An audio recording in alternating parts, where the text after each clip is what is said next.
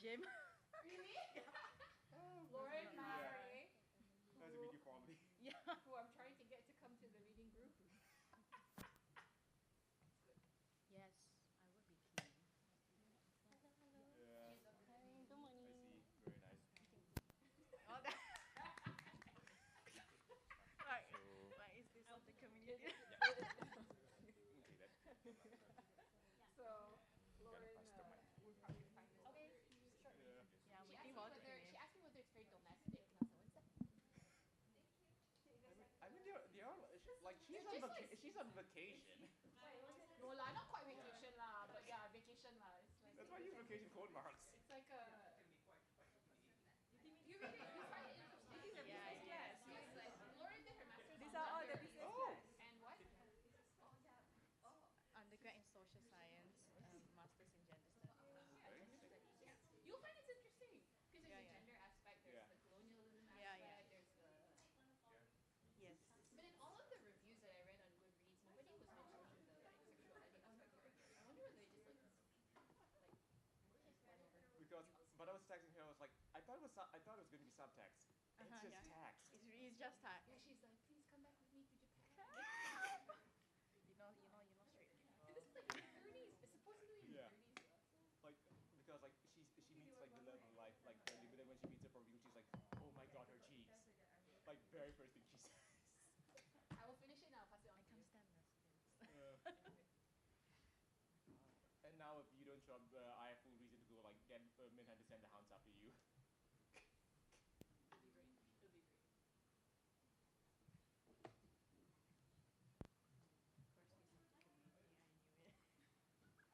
Of course, he's of the community. I knew it. Everybody around. Have a seat in the middle. Okay. In the middle. You can come this way. I can use some company. Yeah. With the on clock. Okay. Oh, you can sit here, Eugene. Be my guest. Right? Okay. All sorted? Welcome. Good morning, everyone. So before we start everything, we'll watch the campus safety video first.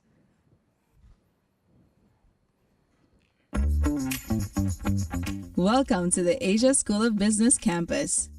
As part of our commitment to your safety and well-being, here are a few important reminders in case of an emergency in either the academic or residential buildings. If you hear the emergency alarm once, please stay calm and wait for further instructions. If you hear the emergency alarm twice, please evacuate the building immediately. The emergency exits for the ASB academic building are located in the middle and at the ends of the buildings near the elevators. There are 2 assembly points for the ASB academic main building. The first point is on the north side of the building, in front of the main entrance. The second point is on the south side, near the ASB residence, by the front office in Block C. If you are seated in the Kazana National Auditorium, the exits are located at the sides and back of the hall. If you are on levels 2, 3, 4, or 5, always use the nearest staircase to come down to the first floor. Be on the lookout for the emergency signage at the following venues. First aid kits are located in the pantry on every level of the ASB academic building and at the front office for ASB residents. Please be mindful of our smoke-free environment. Smoking is not permitted inside the building. Thank you for your kind attention.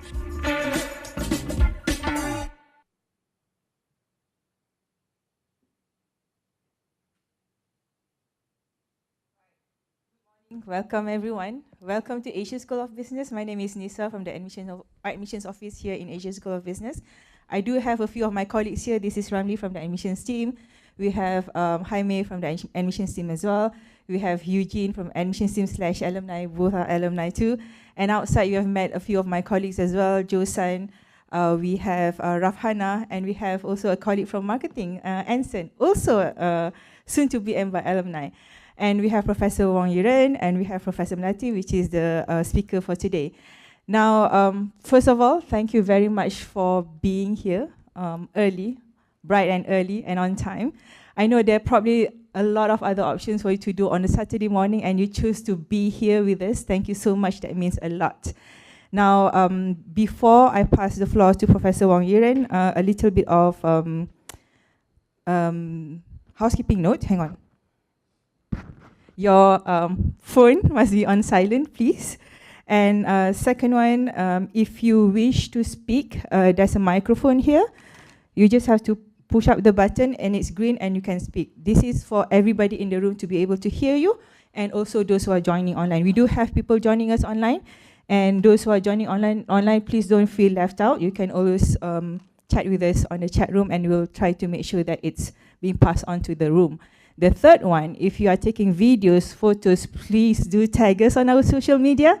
Our official Instagram account is ASB.edu, right? ASU School of Business, and our admissions Instagram account is asb.edu.admissions.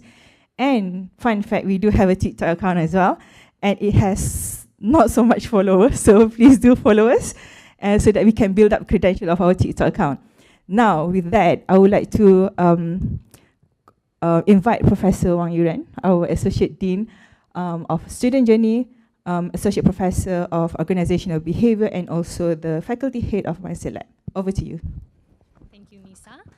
I'll just do a quick introduction before I hand the mic over to Professor Melati, my colleague here at ASB. So I wanted to give you, extend my warmest welcome on behalf of Asia School of Business for those especially visiting ASB for the very first time, and also our regular friends and visitors. And for those who are online dialing in from wherever you are, good morning, good afternoon, or good evening today. Depending on where you are, we extend the same warmest welcome to you as well. So as Nisa introduced, I am Iren. I'm currently also a faculty member here at ASB. I teach organizational behavior. And I'm here to just help you answer any of the questions that if you have inquiries about the programs, the offering, the experiences that you as a student might be getting, or any of the academic background and research that I do, I will be here throughout the entire session today to help answer this question. And I also play the role of introducing our speaker today of our masterclass, Professor Melati. So Professor Melati is currently our Deputy CEO and also our Deputy Dean of Research, and also Associate Professor 2 of Economics here at ASB. Her research, you don't normally easily become a deputy CEO unless your research can actually touch on the theoretical insights, but also contributes significantly to practical implications. So her work, I've been admiring her work for so many years. She's done a lot of work looking into two-sided platforms and the implications on the economy and also the users on the platforms. And aside from that, she also has a lot of research work. She currently takes care of and looks after several research centers that have a lot of research projects looking into refugee groups, vulnerable communities, and how we can update their livelihood in the lifetime. So without further ado, I just wanted to pass the mic to Melati to have her introduce a session or a t-shirt of what she normally teaches in her platform class with us. Thank you so much, Melati. Thank you. Hi, everyone. Thank you, Yiren, for that very kind introduction. So my goal today basically is, if you can pull up the slides, to basically run you through a very interesting, I think, research project that kind of is based on this idea of platform theory. And so I'm going to tell you what platforms are, sort of how they have changed throughout time. I'll tell you a little bit about specific strategies that companies are currently using in terms of these platformatization. I may mispronounce multiple words, so that's okay. And then we'll just kind of see like the application of this theory in particular to what I work on, which is on vulnerable groups. So let's go ahead and think a little bit about platforms for social good. Now, before I do that, and I'm not going to be able to go into all of the nitty-gritty of, why platforms are interesting, how they can be used, for example, for digitization efforts and stuff like that, but I will give you a little bit of a taste of, why they are so interesting, right?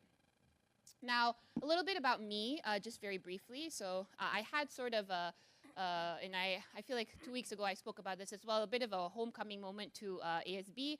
I'm originally from Penang. I was actually working on a data set at MIT when I was sort of recruited to come back to ASB to kind of build this institution. So I'm very proud of this place. I think it's a gem, and I'm always happy to help out my admissions colleagues when they're trying to, I think, spread a little bit of word about, interesting research that we do, but also very cool, I think, teaching topics that we also offer our students.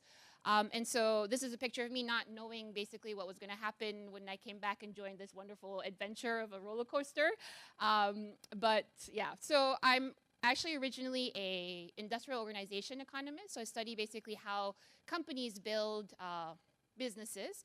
And in particular, the thing that I kind of worked on the most, way before it was very cool or common basically to be on Tinder, was actually online dating platforms. So once upon a time, I like to tell people, and I was studying platforms way back in 2010 was when I started, right? And so back then, when you met people at a social gathering and you asked them, like, how did you meet your significant other? It would be very, very rare, actually, that they would say, I met them through an app, or I met them through a website, right? In fact, when people said that, you would kind of assume or think that something was wrong with them. But as you can see, and this is based off of a paper that was written in 2017 or 2019 about how couples meet and stay together, you see that this is through friends, through family, through grade school, met at a bar, through coworkers, and there's all different ways you can meet people, right? So you can go to a party and meet people, you can go to college, you can go to church, or in Malaysia you can go to a mosque, for example. You can meet them through religious groups. That has all sort of tapered down. And in fact, we see that this idea of like meeting online now is a huge proportion of basically how we find people who are very similar to us in order to marry and to date, right? And so I like to kind of couch this within this sort of timeline because it's not actually true that this is always the way how life worked. And in fact, just 10 years ago, if you ask people, how do they meet their significant other, this would not be typically what the answer is. But now it's normal, right? Platforms, in a sense, have sort of changed quite a bit about how exactly you view, your relationships in life. And the other thing that I wanted to mention that we touched quite a bit in my class is this idea of the super app strategy. So has anybody heard about what this strategy means? What is a super app strategy? I'm going to treat this like a class, so I will keep on asking you questions. You have to unmute because there is a Zoom group. Hello, Zoom people. I will try not to ignore you. So what is a super app strategy? And why does it sort of govern a lot of behavior of customers? And what makes it sort of that, even nowadays, right, if I say remove kind of one of the, or maybe the top 5 biggest platforms in Southeast Asia, I would argue that your life is going to be significantly worse. But what is a super app strategy? Anyone want to take a guess? Yes? Maybe to be like a one-stop center for everything that you want to do, Good. from buying meals, taking transportation. Good. And what super apps do you use? Typically today for me it's Grab. Yeah, good, good. Anybody else want to talk about their favorite super app? All right, so super app strategy basically is this idea that these platforms, so before it was basically, can we platformatize a particular business? But over time, it actually has become, can we basically insert ourselves into every waking hour of the consumer's living experience, right? And so companies, and I have a couple of pictures here. We have Grab, we have Shopee, we have Tokopedia, which is very popular in Indonesia, for example. AirAsia had a super app strategy, if you recall. Over COVID, Tony was like cycling and trying to deliver food to people, which then he closed. And there's all sorts of stuff that they're trying to do. Touch and Go now is also trying to be a super app. From just being a method of payment at toll booths, now you can buy insurance, you can pay for parking, you can try and do as much as you can, right? And in fact, when we had, and I can't mention which company, so we have a lot of speakers come and talk to our students about these platforms. One of these super apps presented to us what I think is a very kind of a telling slide about how they expect to interact with the consumer. And in this slide, they basically plotted out 6 a.m. to like 10 p.m., right? So every single hour, right, how exactly can they influence your life? So with Grab, you wake up, you order your roti canai because you don't want to go to a mama store yourself. Then that takes care of 1 hour, right? 10 a.m., how are they interacting with you that way, right? Maybe then you feel like, I don't know, today I feel like a bit feverish, I need to buy Panadol, I don't want to go to the pharmacy, let me just buy it through Grab, right? And so they're trying to basically catch the entire kind of customer journey, which is sort of the goal and also something that I think makes super apps in particular very interesting and platforms, which is this idea of network effects. And we'll talk a little bit about what this means and why exactly we spend quite a lot of time trying to understand what is a platform versus not, because the goal for a lot of these companies to scale up, to grow, to become an Apple, to become an Amazon, to become, you know, an Airbnb, for example, is to create, accumulate, and maintain network effects.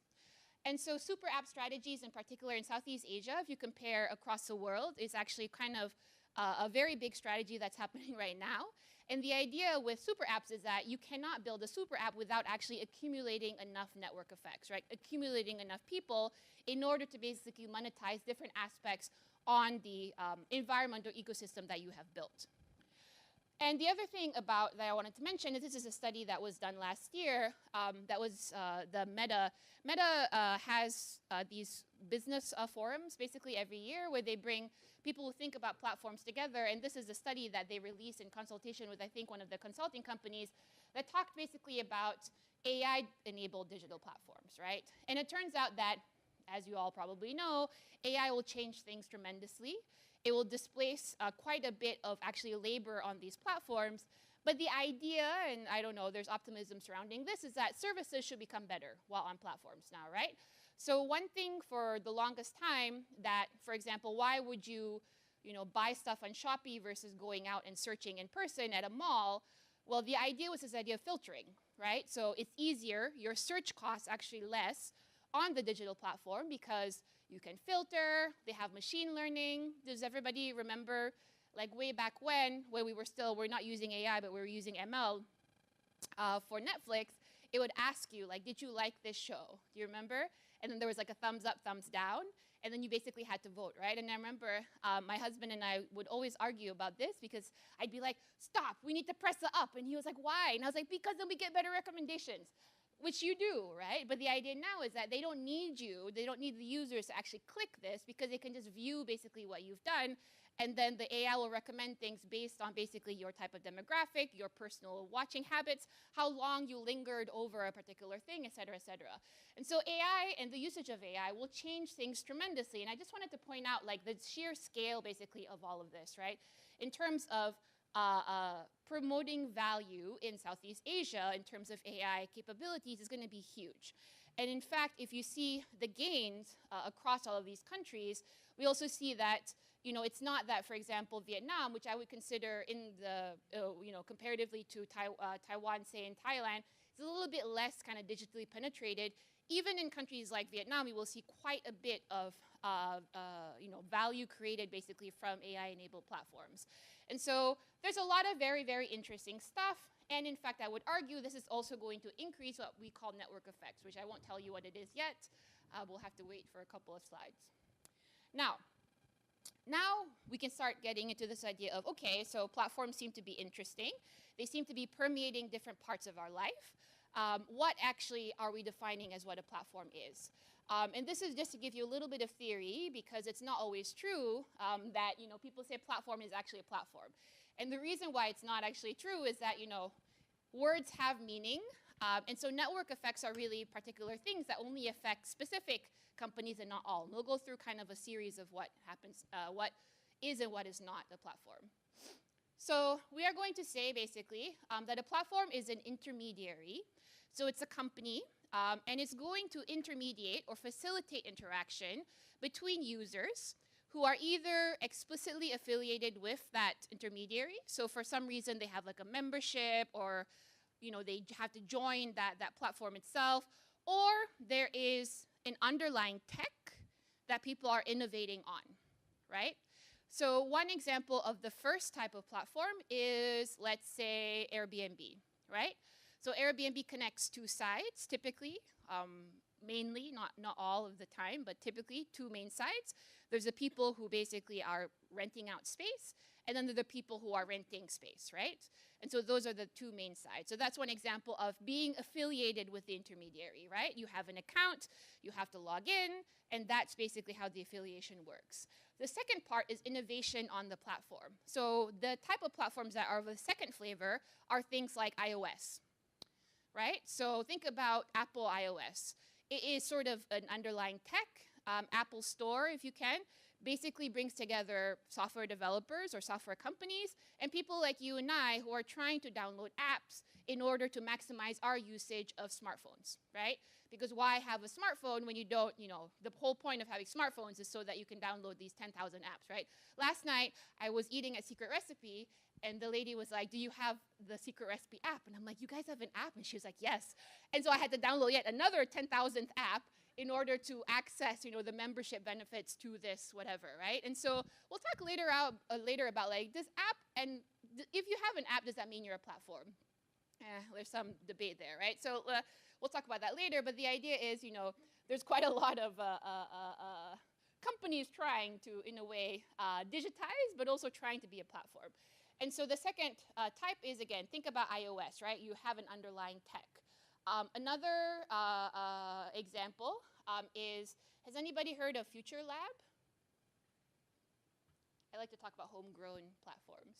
So if you have, what does Future Lab do? Yeah, correct. So they do actually a mentorship platform, right? And they're kind of cool, and Brian's a nice guy, so you should check it out. But, successful Malaysian platform where basically they connect mentors to mentees, right? And of course, they're the intermediary.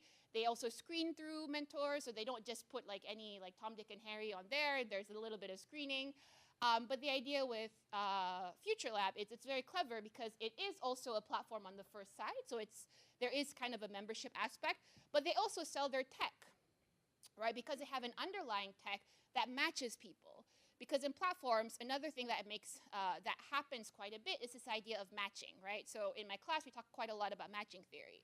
So how do you actually match a mentor to a mentee in the best way possible? Because, for example, give me like a famous person everybody wants as a mentor. Anybody? I'm like blanking out. Oh, no lah. But no, let's not use Melati. Like, bigger. Not use Elon Musk. Somebody else. I was thinking about Elon Musk, but that's not, no, don't have Elon Musk as mentor. Anyone? Khairi Jamaluddin? Okay, yeah, okay. So let's say Khairi Jamaluddin is on Future Lab, right? So he's trying to mentor. The problem with that is everybody, or like most people, will obviously want Khairi as a mentor, right? And so the idea is everybody will want to choose him. But who actually is, from the thousands of us that want Khairi as a mentor, actually should be the best person to meet with Khairi in order to maximize sort of the joint value of that partnership, of that mentorship relationship, right?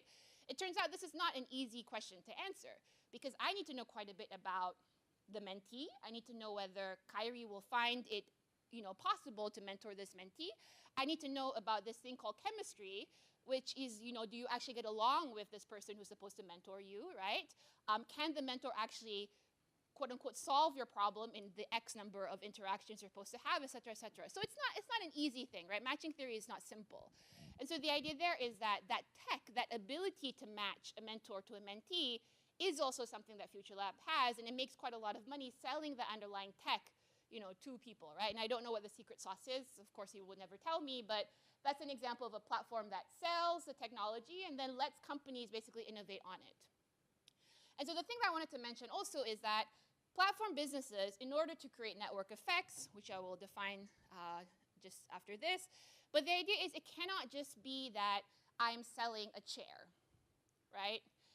Because companies that sell anything, like it's almost like nowadays, everybody's trying to claim that they're a platform, but that's not actually true, right? There has to be things that make you a platform in order for you to actually be a platform.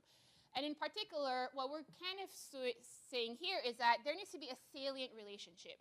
There needs to be a strong, salient, kind of meaningful relationship not between you and the customers, but between the customers and themselves, between the customers and the other businesses on that platform, between customers and, say, ad providers, right? So whatever the other sides are, but there needs to be meaningful kind of ecosystems for it to actually be a platform. And what I call is that the relationship cannot be at arm's length, meaning it cannot be something where, again, I'm selling a chair to you, right? And so one example we'll talk about is IKEA a platform? Like the person making the chair, IKEA, and the consumer, there's not really like a meaningful, interesting, strong relationship there, right? You're just purchasing basically a chair. You go to like your neighborhood Karerunchit, you buy like a bottle of like, I don't know, chili sauce. There's not a relationship between you and the store as much as, you know, a relationship, for example, between you and somebody who's trying to rent you something on Airbnb, or with you and somebody trying to sell you something on Shopee, right? And so we'll talk a little bit what that means. But I also can now mention this idea of network effects. So network effects is, and now you kind of hear about platforms not calling themselves platforms, but trying to aspirationally be businesses with network effects. So network effects is the situation where once a company or a business has network effects, the more people buy into the product, the more valuable the product becomes, right? And so I'll give you an example of very common network effects, going back to my second definition here about technology and iOS, right? So with iOS, so you may know this, but developing like, I just found this out, developing like Android apps and like Apple apps are like completely different things, right? Like you cannot develop one and assume that it works for both. It's like quite a different process. And so the idea here is that, you know, why do people choose Apple phones over Samsung phones, for example? Perhaps this idea of network effects, meaning the more people of one side, so let me think about just this developer and user relationship, right? So let's say we have app developers and we have users.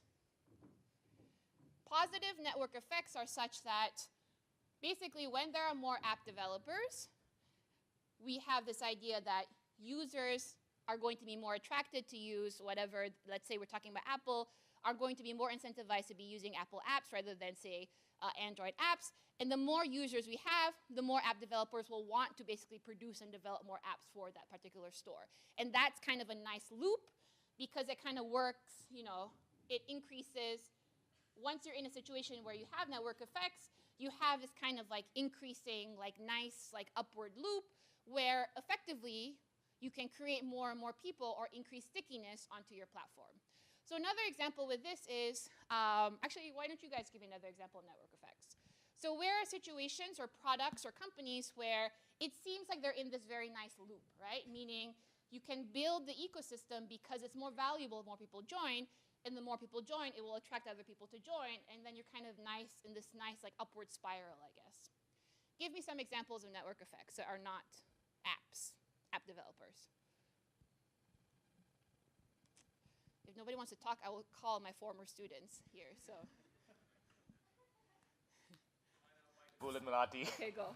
Okay, so like with Grab, if we're going back to Grab, you have more customers looking up for cars, so therefore there are going to be more drivers to say, hey, I want a piece of that pie, so there's more availability. Good. And then users say, hey, there are more cars, I'm going to really use Grab. Good.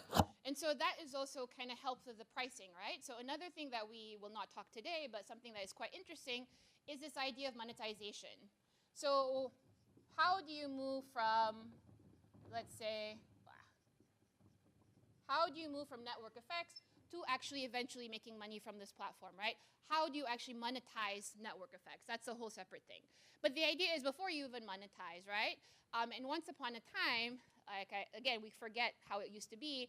Do you remember the great days when Grab only charged you one price when you ordered food and not 3 different prices?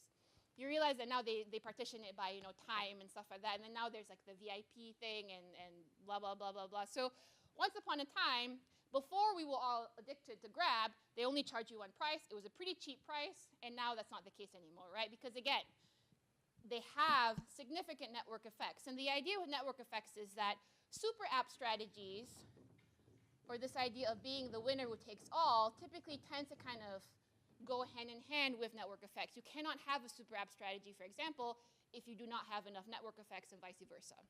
So this is basically the definition of the platform. So clearly now, or maybe not clearly yet, let's just go through a couple of the like types of companies and let's see, are they actually a platform, right? Then let's talk through this. Airbnb. Platform, not platform? Is that clear? Right? If we're thinking about sides, the main 2 sides are the people who have places to rent and the people basically who want to rent out places.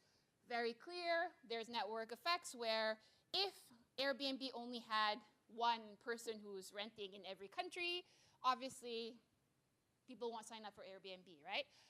If you Google, and I always used to show this, there was a guy a couple of years ago who who created an online dating website. Again, remember, that was my expertise, is my expertise. There was a guy who created an online dating website where he was the only person on the website. No network effects, right? Obviously, right? Because unless he's Khairi Jamaluddin, who would never open an online dating website to sell himself, you know, you don't expect basically a lot of people to join. But Airbnb, very clear, makes sense. This is definitely a platform. Is IKEA a platform? Why? Why is it not a platform? They sell stuff. They connect you to a whole room of stuff, multiple rooms of stuff. Why is IKEA not a platform? Or why is IKEA a platform? You can say there. People like to say that there's no like silly answers, right? But it's okay. You can say silly answers. I actually believe there are silly answers, but we just need we can say them. That's it. Or else I will point to another one of my former students. But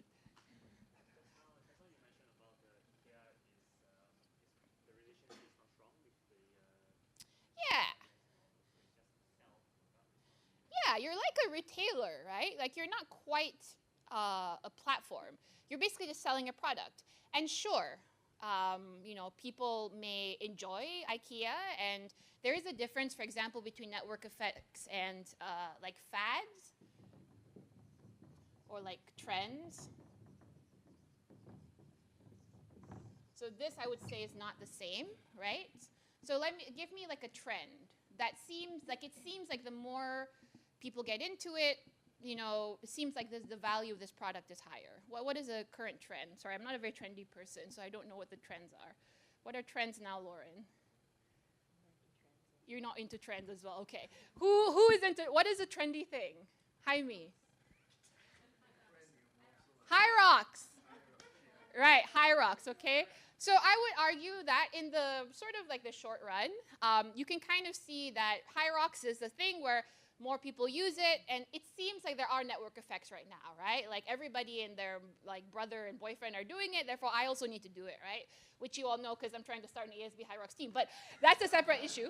But the idea with this is what? If it is truly a fad, if it is truly a trend, we would expect what over time? We would expect network effects to kind of accumulate, and then there would be kind of like a pretty big drop-off, right? And I don't know how that's going to be like for High Rocks. It used to be Red Line, it used to be something else, and like now it's High Rocks, right? And now, I don't know, everybody in my age group is like going on mountains. So, you know, maybe that's a sort of a network effect type of activity. But the idea is that typically we are not sure with companies that operate on trends whether that is a sustainable kind of long-term thing. Versus, if you think about this situation, right? Where they have, again, this nice loop. It's a very established pattern that the more users there are, the more app developers will want to be there, et cetera, et cetera. Pretty established network effects rather than what we could consider kind of a temporary trend. So coming back to this, it could be that there are trendy, like IKEA is trendy now. I don't know. I don't buy much furniture, but maybe it's trendy, right? Maybe there are kind of temporary network effects that are happening, but in general, not a platform, just a retailer. Do they have platform kind of potential? Yes, right? We can talk about that, but you know, not a platform company, not a company with network effects. In fact, I would argue, so with network effects, we say that the more people use it, the more value there is. I would argue that for IKEA, you know, the more you buy from a product, the actually more sort of mass market it is, which actually reduces the value of an IKEA chair, right? It's not kind of exclusive in that sense. And so, not a platform. Tesla, is it a platform? Or is it just selling cars? I was thinking a lot about Elon Musk because I was looking at the value of Tesla this morning, and I was like, oh boy. But yeah, anyone. Is Tesla a platform?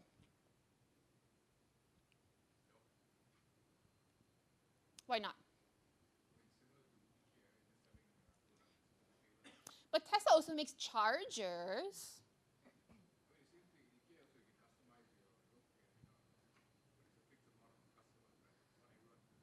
Right. No, that's good. What are some other thoughts on Tesla? Are EV chargers platforms? I would say is yes, because more people will actually come over to the more users of Teslas, the chargers will be utilized even more. So there will be that. Could be, right? There is this sort of like platform aspect. So there Or are EV chargers just like infrastructure? Right? I don't know. Any other thoughts on this, Tesla? Tesla a bit not so clear cut because different aspects I think are a bit different. So overall, I would argue Tesla itself I think is not a platform, right? Tesla has aspects of its business that can be platformatized, right? So for example, if it starts creating like, and I don't know the Tesla, but let's say like a Tesla operated community of Tesla owners, right? Where it not only connects you with other people who are Tesla enthusiasts, which is a group of people I assume exists, and also connects you to like different types of mechanics and different types of like car detailing people, I don't know, whatever. Any other services related to your car, it can be platformatized, right? Chargers, right? Chargers is sort of like a strange thing, but it could potentially be platformatized as well. As of now, I feel like they're kind of still sort of treated as infrastructure, so yeah, it's a little bit strange. But as of now, Tesla, not a platform, can definitely be platformatized, but requires quite a little bit more thought, right? At ASB, we do quite a lot of executive education trainings. So I do a lot of exec ed with companies that are trying to platformatize. And so my next question for you is, okay, so we know what platforms are. If it has an app, is it a platform? And whenever people come to me, businesses are always asking like, oh, I want to basically build a platform. And then what that means to them tends to be, I want to build an app. So here's an app, a company that has an app, Starbucks. Which I also don't use. I'm just telling you all these companies I don't actually use. But Starbucks has an app. I don't drink coffee, so I don't actually use Starbucks. But people tell me it's a nice app. You can collect stuff. You can pre-order. You can pick it up later and customize, earn stars, et cetera, right? So if a company has an app, is it a platform? What would make it a platform? Thoughts?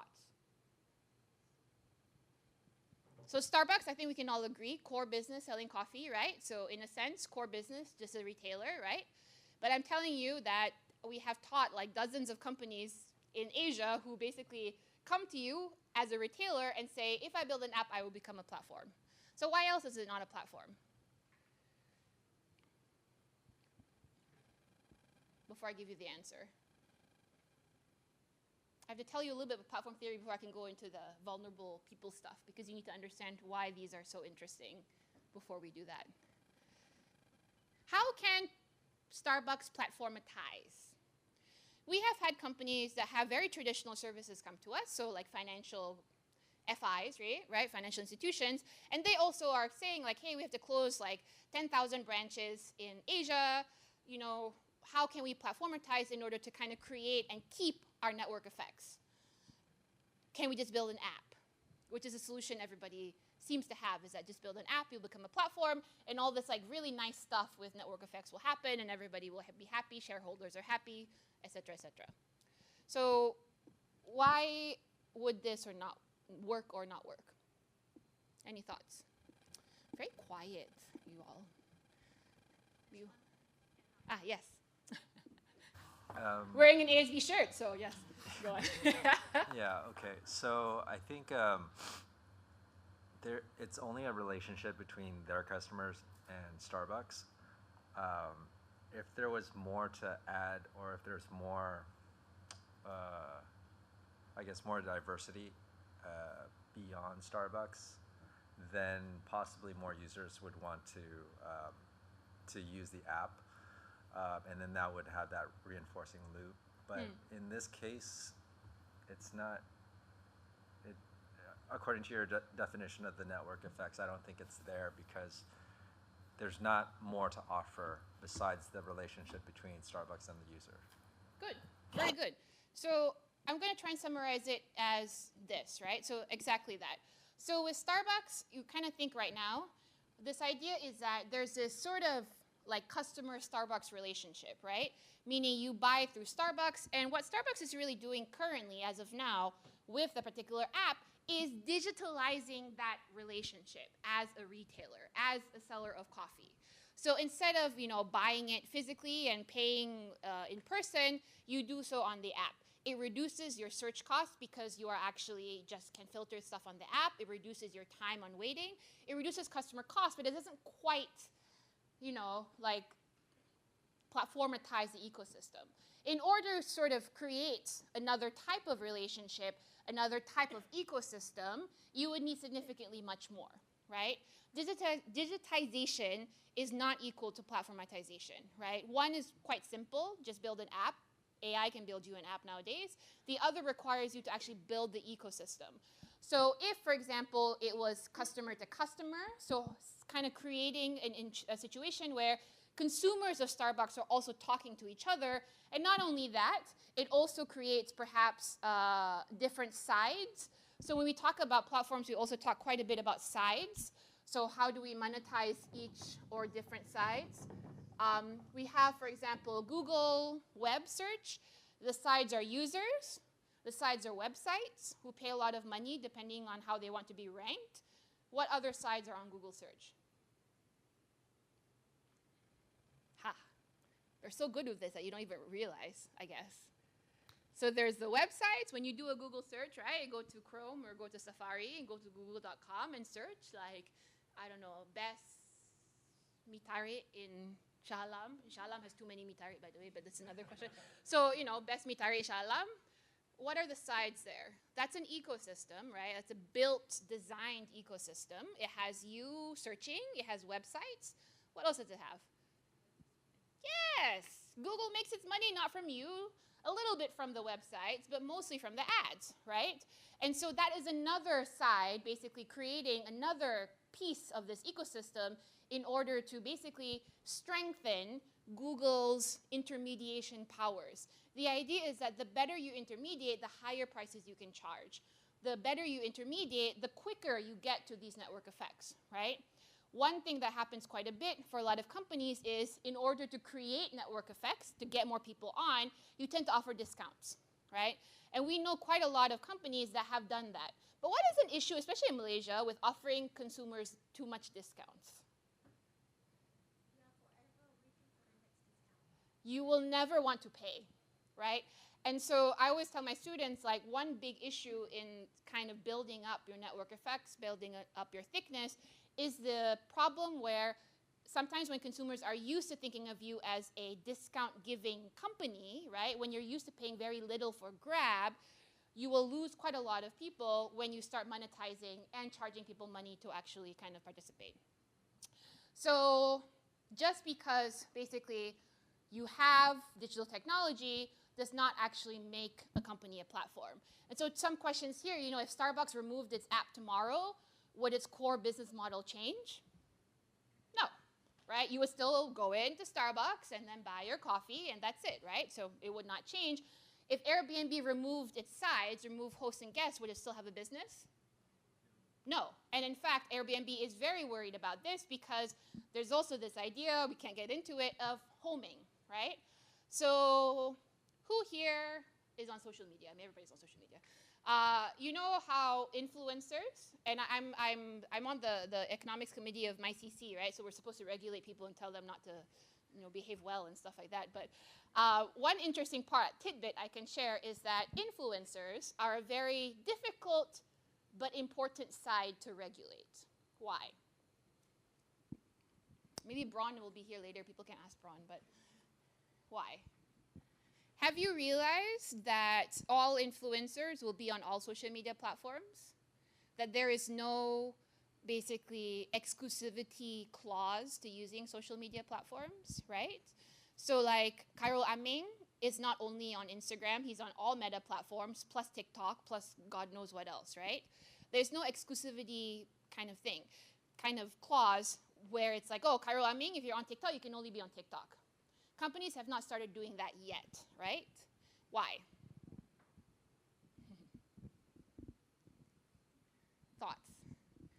companies not done this yet. I'll tell you, these influencers are very, very powerful in the consumer space. So, yes. I think it goes back to your network effects Yeah. because what one person posts on one social media site Yeah. will be picked up there and also picked up in other places as well. So Good. it only helps influencers to become more influential, and it also helps whoever's paying them. Good.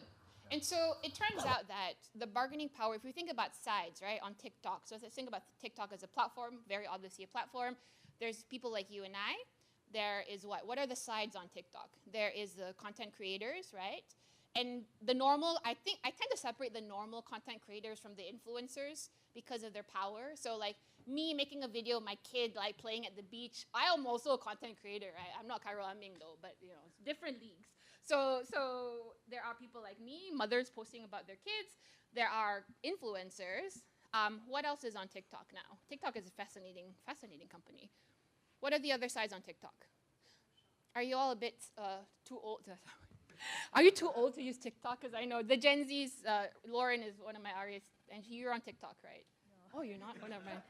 But yeah, TikTok Shop, right? TikTok Shop, fun fact, on the clothes kind of sub-industry, apparel, TikTok Shop is #1 beyond Shopee, right? And they only launched a couple years ago, but again, influencer marketing is a very powerful thing. So there's the shops as well are also on the app, right? Potentially you can kind of think about payment systems, I don't actually know how you pay. I'm assuming it's like CO, like cash on delivery and other stuff, but potentially that can also be another side. You need to keep your payment choices happy. You need to also keep perhaps your delivery partners happy. So who actually fulfills your partner, your orders, right? Is it JNT or FedEx or Post Malaysia or like whoever it is? And so there's, you know, different kind of sides to it. But the idea here is that, you know, just because digitalization itself really does not mean that the company itself is going to be a platform. It kind of takes a little bit more than that. Now, I've talked quite a bit, so, okay. Wow, I haven't gotten to the people yet. Okay, so another piece to note, couple more pieces.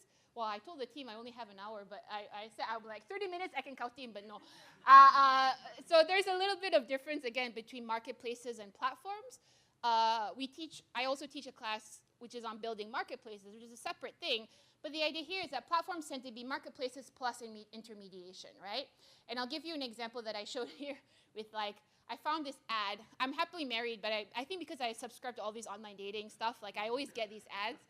And my husband also does similar work, so he is not weirded out that I'm on get all these ads. But there are, you know, websites or companies that are trying to present to you a marketplace, right? And that in of itself has value. But I would argue that the value of being a platform is, of course, higher, but you also need intermediation.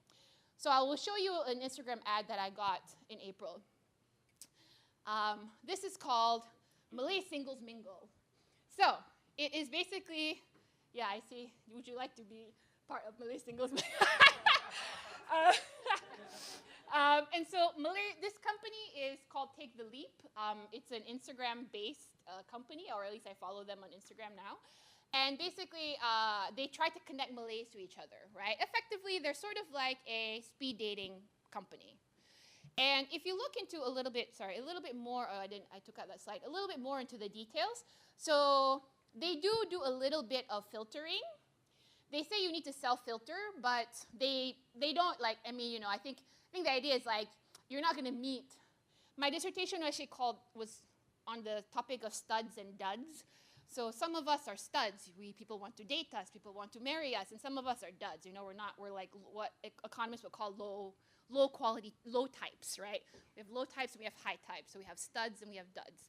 I can send you my dissertation if you'd like to read it. It's from like 15 years ago, but still relevant. So the idea here is like they will screen out the duds. A little bit of that for you, right? And if you look at the price, they charge you 125 ringgit, which is not cheap to be connected to a bunch of people, right? Is this a marketplace or a platform?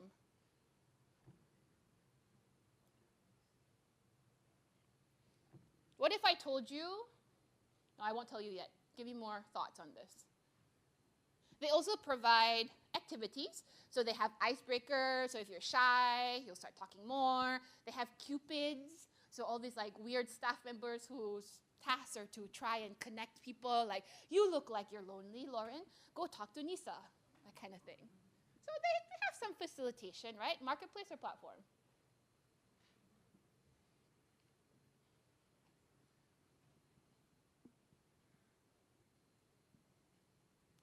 Thoughts? Jaime.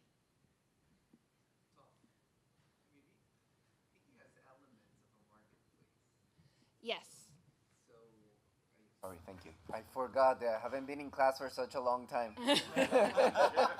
Yeah. Yeah, it has elements of a marketplace, because to a certain extent, like, you can choose on who to talk to, right? So that's why I'm like, more leaning now towards, like, I was thinking whether it's it is a platform to a certain extent, but with elements of a marketplace. Other thoughts? But I could argue that your typical restaurant or like kanduri, like another person's kanduri, not your own, or a party, is definitely a marketplace in a sense, right? I mean, we don't think about it that way, but like if you're thinking about like I need to go find a partner, right? Any social gathering can be a marketplace, but you don't pay 125 ringgit for that though, right? I don't know. I hope you all, or your whoever you know in your life who's looking for partners, is not paying 125 ringgit to go to a social gathering just to meet people. So this is interesting because this, and if I add in another, let me add in another piece, Jaime. So what if I told you that TakeTheLeap.my is a company whose only business is to host these kind of things? Are they a platform?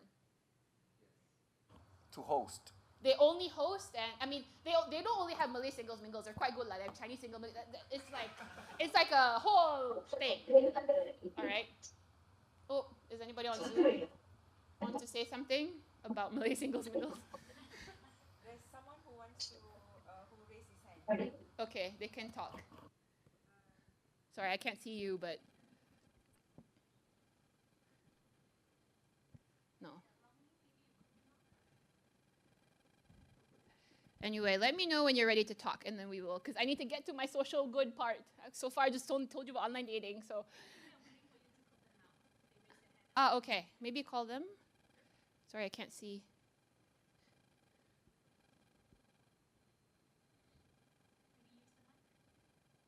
Hello, waiting for you, Zoom person. Sorry, I cannot see your name. His name is Najam Riza from Australia. Okay.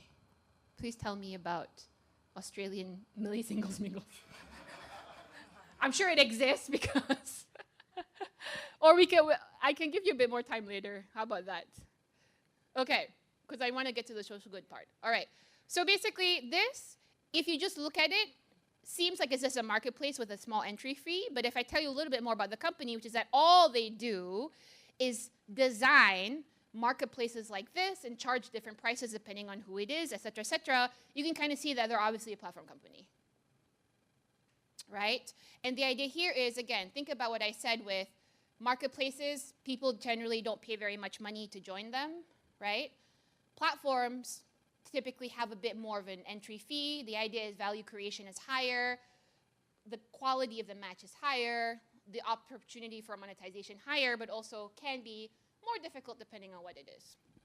Now, we basically have gotten to the end of the platform theory part, but I wanted to tell you, your whole life can be lived on this ecosystem, right? For a variety of different things. There's gaming platforms, there's real estate, there's travel, there's entertainment, blah, blah, blah. There's so many aspects, so many dimensions of everybody's life that is relevant, that relates somehow to platforms. Once upon a time, Netflix, and I was a customer of Netflix when this happened, Netflix would send you a DVD, right? I was in the US and they would were you a Netflix consumer? Okay.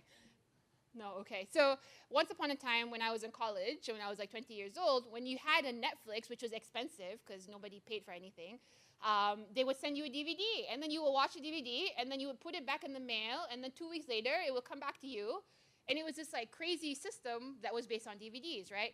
And then it became streaming.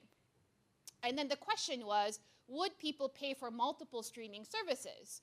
Is streaming so integral to our lives that we would actually pay like 100 ringgit per month, 200 ringgit per month, because we need to have subscriptions to all?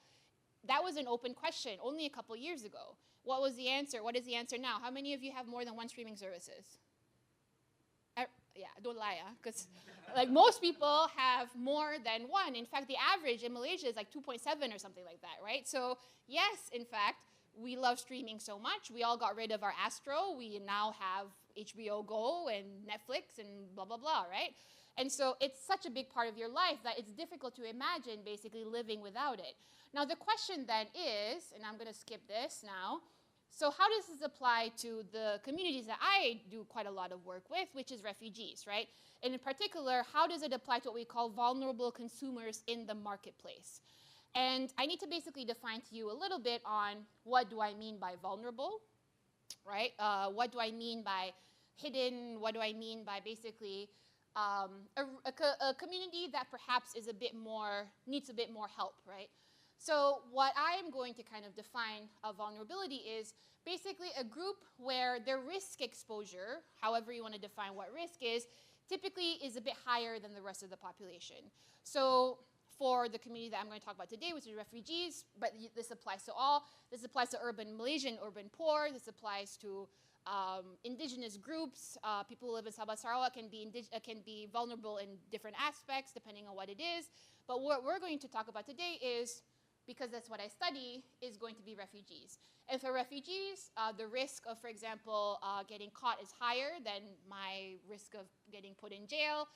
The risk of not being able to pay bills is higher than a Malaysian citizen's risk because of lack to access to bank accounts, et cetera, et cetera. And so obviously a very vulnerable group. Now, I just wanted to give you kind of a sense of who we're talking about. So we have around 200,000 and increasing quite rapidly refugees and asylum seekers in Malaysia. This is the largest in Southeast Asia, a fact that people often kind of forget. And so outside of Bangladesh, I don't consider Bangladesh Southeast Asia, there's more South Asia, we are basically the largest host. And if you think about the distribution of people, they're mainly from Myanmar, and we have a significant amount of Rohingyas, Chins, but fun fact, there are refugees in Malaysia from over 90 countries. So we have refugees from Sudan, we have refugees from Palestine, we have Iraqis, we have Afghans, Syrians, like basically any country that you can think of that has had war or issues, you can probably find at least a couple of refugees here in Malaysia. So we are sort of like this very interesting cosmopolitan mix, but also a mix of people of very diverse talents. People often ask me, you know, basically what happens to the refugees when they're here, and I will basically have to tell you that they cannot do very much. So they cannot legally work, they cannot legally bank, they cannot legally go to school, they don't formally exist, nobody's keeping track of them, kids cannot go to any of the public schools. They, contrary to popular belief, also receive zero support from the government. There's no support from UNHCR, the UN Refugee Agency, which is dwindling down now. So basically, like, they're kind of, you know, living a very precarious life, but also a life that, surprisingly, because that was my hypothesis, because of the way we live and sort of our digital kind of presence, there's quite a lot of these things that we typically do in real life that you can do in the digital world in a way that kind of makes sense. So the question then is, like, if they can't do anything, then how do things get done? Because you have to live, right? How are connections formed? So how do you actually meet people if you don't actually even exist, if it's so hard for you to even get a bank account or a phone account, right? How are resources distributed? So I worked on a project with the World Health Organization over COVID, where I was looking at, okay, so if the government has a bunch of food aid, or not even government, private donors, right, private foundations, have food aid and they want to distribute it to people, like people in need, how do you get in touch with these people, right? How do you call out, you know, vulnerable person X when you don't even know basically where they exist? Do they exist, right? So how do resources get distributed? How do you access information? So how, let's say that, you know, you are sick and you can't go to the doctor, right? How do you actually assess information so that you can determine whether or not this is like you're dying or it's just a cold, right? How do you actually assess information about whatever you need? Again, during COVID, this is a very important part, right? Like, how do you know when to seek help?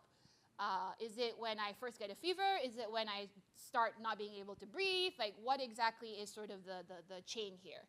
And so the idea here is that we studied this quite a bit. So this work that we've done is with a colleague of mine, Dr. Ong, who's based in California. But we talked a little bit about this idea of collaboration in very fragile environments. And so in this study, what we basically looked at was looking at entrepreneurs.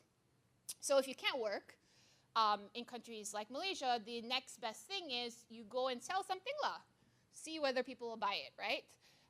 And that form of entrepreneurship is very interesting because it exists in sort of what we call this very fragile ecosystem, meaning even if you sell stuff, you can't receive payment prior to last year because you can't receive like digital payment because you don't have access to touch and go or e-wallets. You don't have a bank account, right? So somebody needs to hand you cash.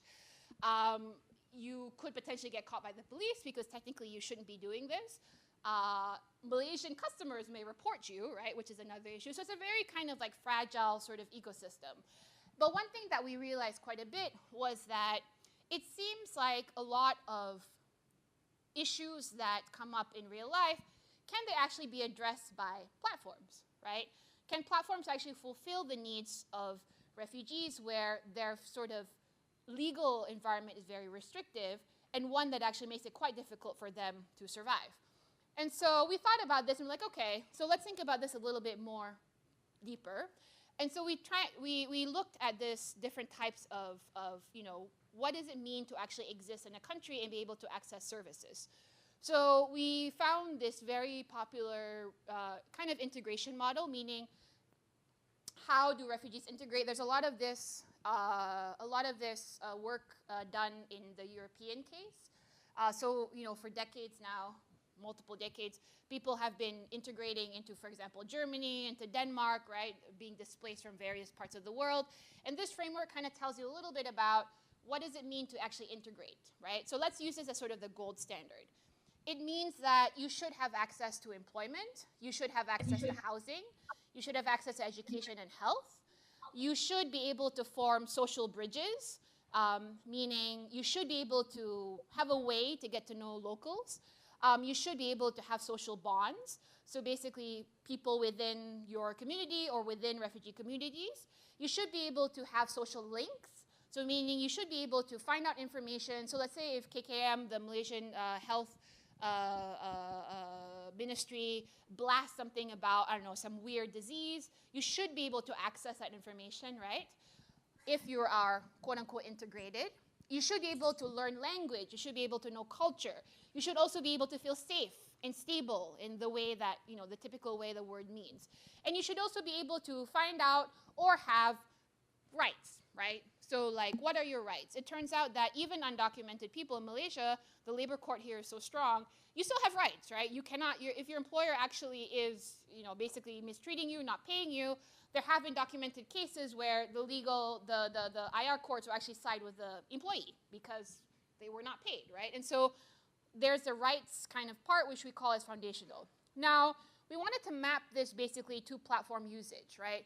So meaning, we wanted to look at using this idea of integration, what kind of digital platforms are available in Southeast Asia, not only in Malaysia, across Southeast Asia, to refugees, to asylum seeker IDPs, which integration domains are all of these domains of integration actually served?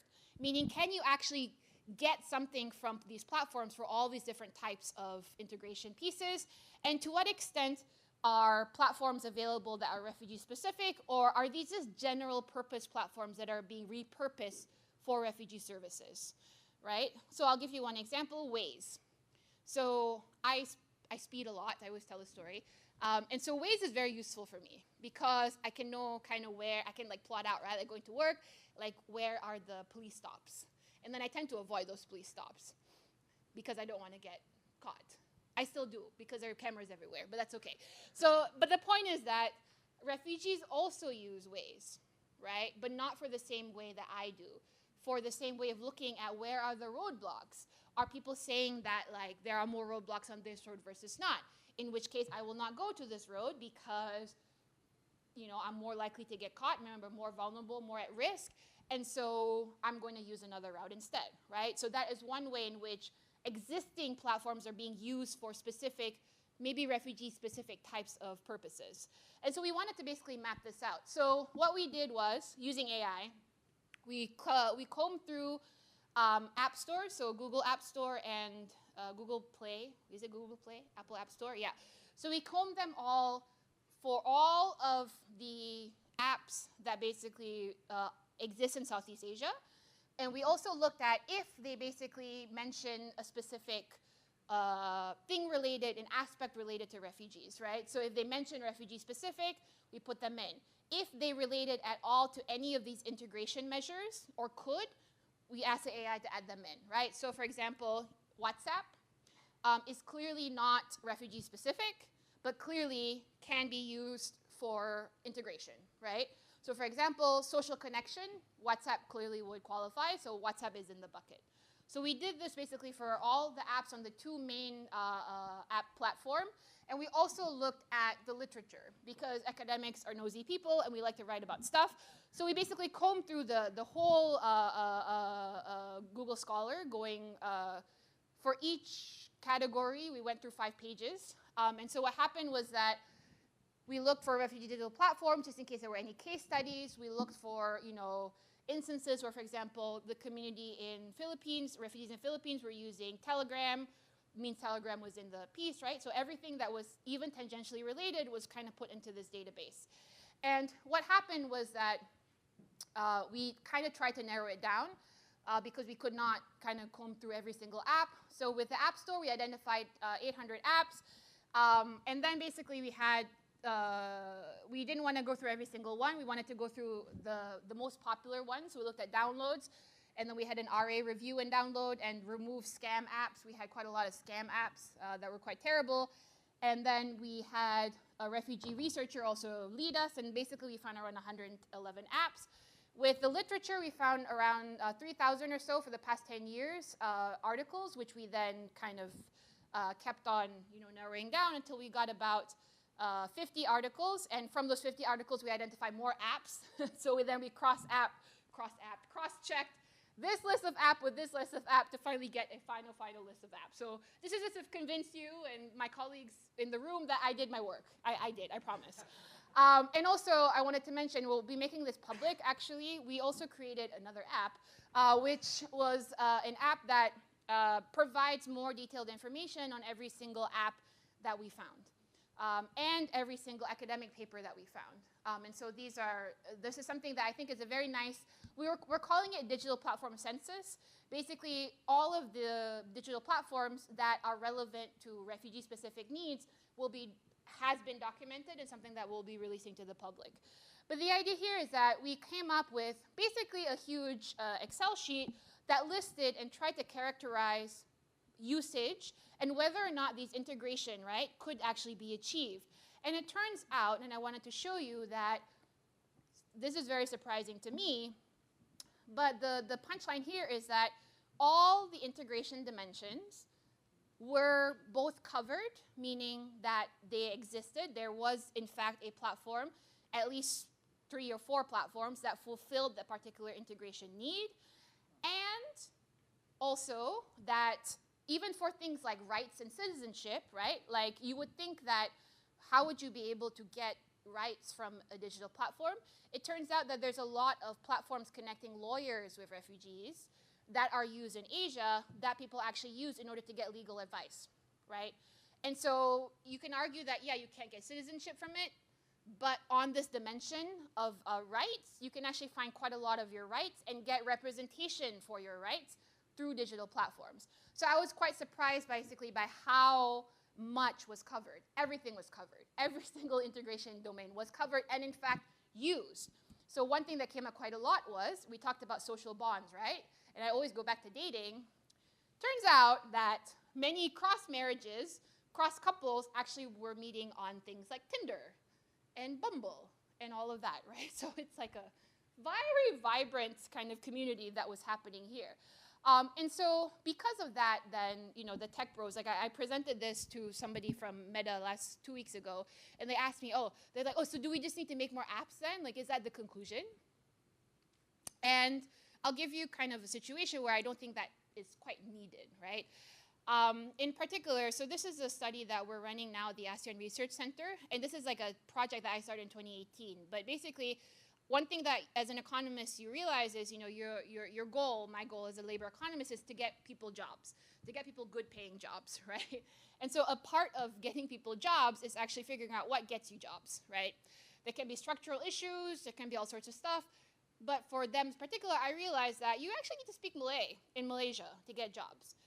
If you are sort of operating at the level that they're at, speaking the local language is something that you just need to know, right? So I embarked on this ambitious project in 2018, much younger then, so more energy. And I was like, I got grants, so my work was funded. And they were like, okay, Dr. Melati, why don't you create a language class for refugees? And so I did. And it cost a lot of money. And how many students do you think I managed to train in my first round? So that took like 4 years until after COVID, 2022 I stopped. How many people do you think I trained? Not one lah, but you can guess. Guesses. 27. I only trained 27 people. It was a fully funded project. It was a traditional project, though, where people had to come to a physical school. I worked with a local school. Come to a school, bring their children, because a lot of them have kids, and then they don't have anybody to take care of the kids, so they would be bringing their kids with them, and then come physically in order to learn. Now, 27, right? It was terrible. Like, I couldn't even defend it to the funders, because they were like, we gave you all this money, and you trained 27 people, and I'm like, yeah, but the 27 learned very well. So anyway, so, after this, we basically had to sit down, and 3 years ago, the funder came back to me and said, can we revisit this? Because language continues to be very important. Can we revisit this, but can you do it digitally somehow, right? And so we went back into the community and we asked them, what do you all use on a day-to-day basis? First of all, what are you using? Second of all, who actually needs these language classes? Turns out the men didn't need the classes because the men were already kind of out there making connections and learning language. So so the men know. So I was like, so what are the housewives doing? Like, what are they doing? And then they're like, okay, doctor, they're using TikTok, they're watching videos on TikTok, and they're on WhatsApp all the time. And they get like scammed on WhatsApp all the time. And I was like, okay, I cannot address a scam, so let's push away the scams. But I was like, okay, so let's then create a class on WhatsApp that is based purely on TikTok videos. And we've only been running it 2 times. How many people do you think we've trained? We've trained like hundreds at this point. I think the count was around 600. 2 years, 600. 4 years, 27, I think. Like, no-brainer, right? And so Meta, so I presented this to Meta because, Meta operates WhatsApp, and I was like, this is an interesting case study you may find fascinating. And then they're like, oh, so do we need to create like a refugee? And I'm like, no. The point is that basically you do not need to create more stuff. In fact, I would argue that, and the theory that we're trying to develop is like, digital platforms are not just for communication tools, they actually form what I call an organic compensatory infrastructure. So organic meaning it already exists, right? In the world of platforms that we live in, there are just so many, we don't need to create more. We just need to basically enable access. And so my biggest thing now is actually how do we get more people on digital platforms rather than do we build more apps? Because I don't think the world needs more apps, actually. I think the world needs more people to be able to access existing ones.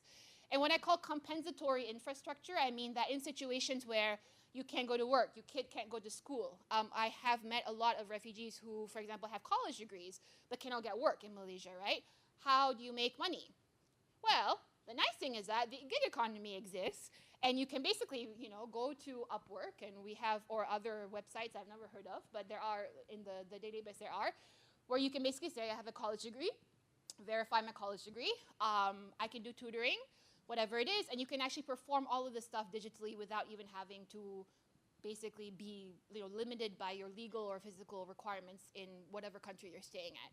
And so because of this, I think I have realized that, yes, platforms are very interesting as a mechanism for companies to make a lot of money.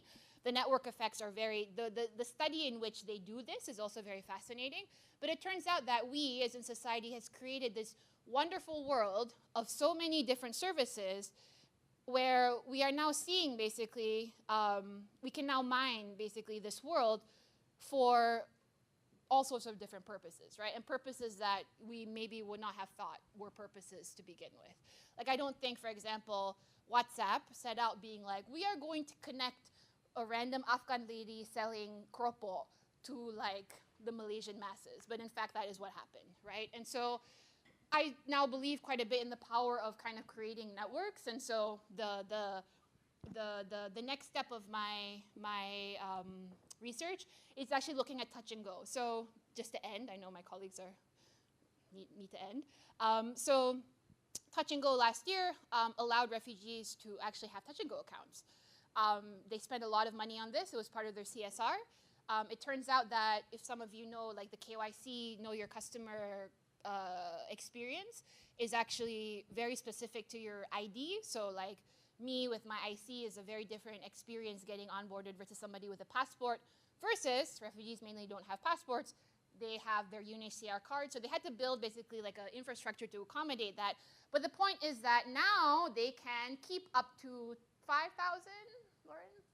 5,000 in their touch and go accounts at 1 month. So it's not actually that much if you think about businesses, right?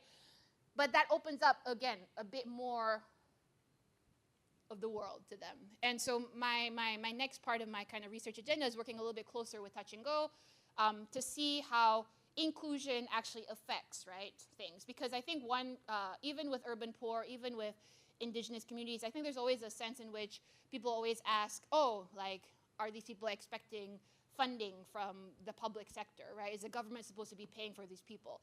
Are companies supposed to be paying for these people? No, it turns out that if you give people access, they can do quite a lot without needing help, right? So that is sort of my piece in the future, is to think about increasing access, because I think that's sort of the world we are at.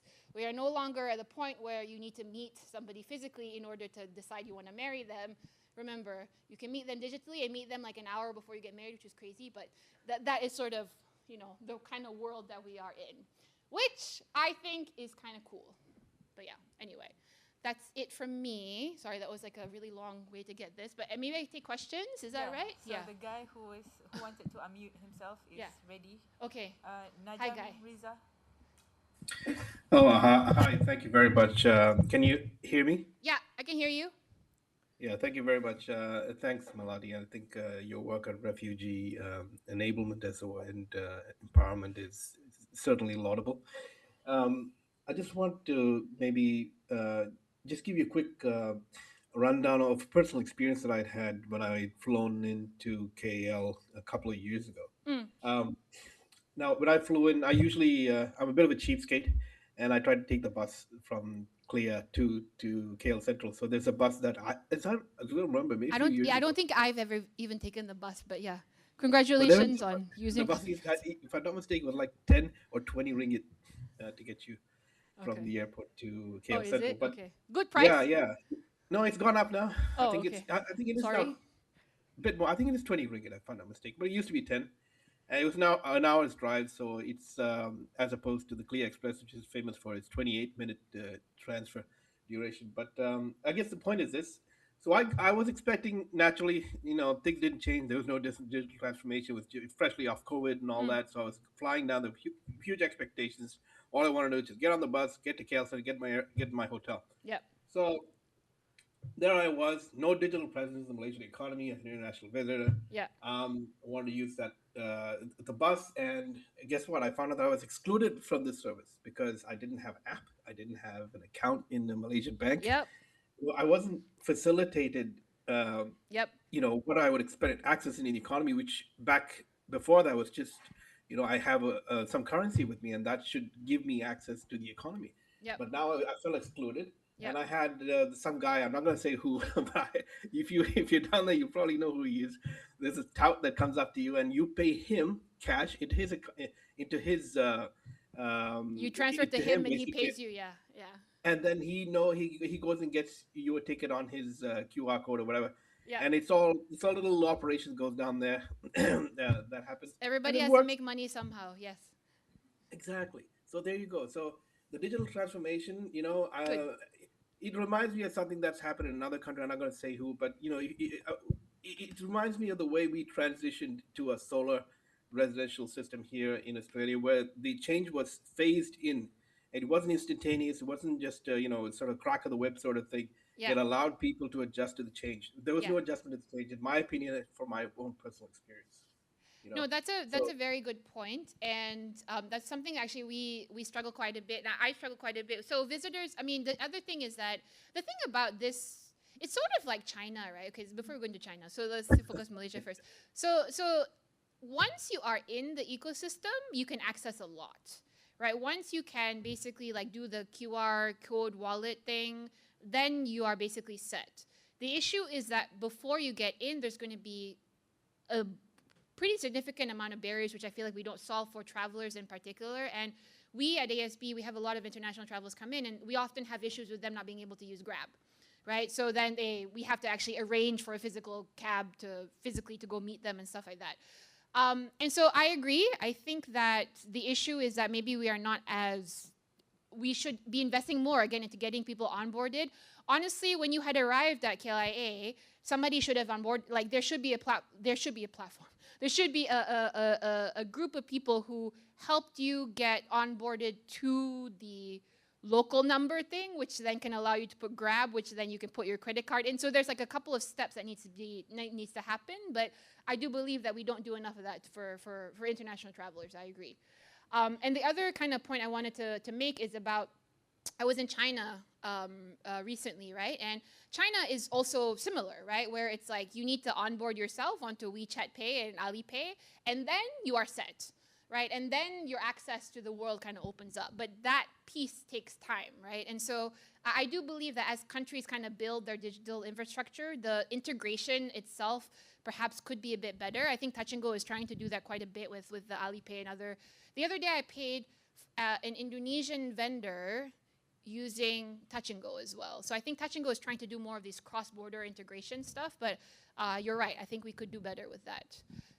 There Sounds like is there's an opportunity. yeah. No, there is a study that I know of some people doing that is trying to examine like the ASEAN, not only labor mobility, which is what we studied, but also payments mobility, right? Like, can you basically just go anywhere in Southeast Asia, at least ASEAN as a block, and be able to pay seamlessly? And the answer is, well, not quite yet, but I think like maybe that is a way to go, is by blocks. So not quite Australia yet, but at least if there is labor mobility for citizens within that country, there should also be payment mobility, which we don't have yet. And in fact, one other thing, so sorry to rant on this. When I was in Brunei last year, I found out that their interbank transfers, actually, you get charged. Unlike us, right? So if I send money to Weihan's Maybank account or whatever, I don't get charged for that transaction, right? And I think Manigara is trying really hard to keep that the case, right?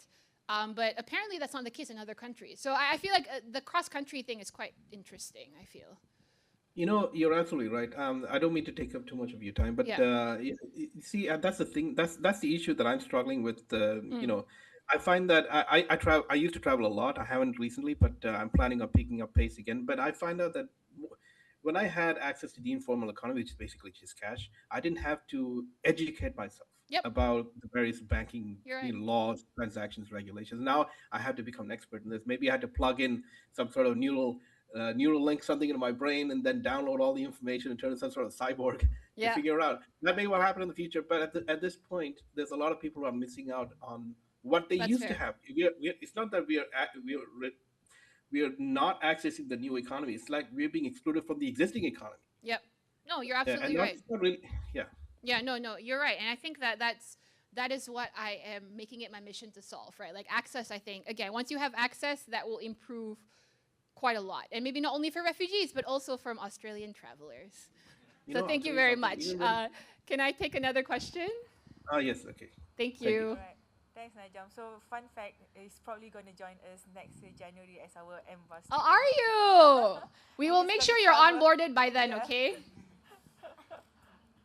Sorry, I had to unmute myself. Were you talking about me? Yes, we were. Thank you. Sorry. No, Look, no worries, no forgive worries. me. I'm sure a lot of people want to talk to What you. we were trying to say is the next time you're in KL, we will make sure that you can access Grab so you don't have to take your 20 ringgit thing. Already way ahead of you. Jun paid for my Grab the last time I was Oh, there there in you go. 2019. So shout out to Jun wherever you are. Thank you very much. Thank you. Any other questions? No. Why so quiet? Okay. We had no questions? Okay, fine. All right. Then thank you very... Oh, one more question. Yes. Last question. So thank you for your presentation, Prof. So I wanted to ask how a big a platform user base database should be in order to consider a platform? Oh, that's a good question. That is a question I get quite a bit, actually. Like how... So what you're asking maybe is, if I can rephrase your question, are you asking like how big it has to be so that you can maintain your network effects? Is that basically it? Okay, that's a good question. So I'm going to give you a cop-out answer, like economists always do, which I'm going to say it depends. And it depends on a lot of things, right? So there's always a question in economics about like how big is enough? Like how big is enough for economies of scale to kick in? How big is it, you know, how big does a platform need to be before network effects kick in? And it really depends. It depends on a couple of things. But the main two things are the following. What type of product are you mainly selling? So going back to online dating, right? Again. So you can have what we call, and this doesn't apply for online dating only, it can apply for e-commerce, etc. You can have what we call general interest platforms, which tend to be quite big, which are not specific, which are like, you know, general dating, friendship, whatever apps, right? And then you can have niche platforms, which are more like organic products only, or for only people who are farmers to meet and date, it's a thing. Or if it's only like Star Trek fans, like these are called like niche platforms, right? So niche platforms, if you compare, may only have, I don't know, 100 active users or whatever, versus like a general interest platform may have 10,000, right? And so the idea here is that does the 1,000 active user platform, do they not have network effects? It really depends, right? And I would argue that a lot of the niche platforms, you probably don't need that many people. You just need to have what is called enough. And how do you know what is enough? That is when all of the data stuff starts coming in. So you need to decide, for example, are people actually converting into, you know, paying for your services after looking at what you have to offer? If that's the case, and you only have 50 people, then hey, you already have that kind of network effect possibility, right? So it doesn't have to be like huge, huge numbers. It really depends on what you're selling.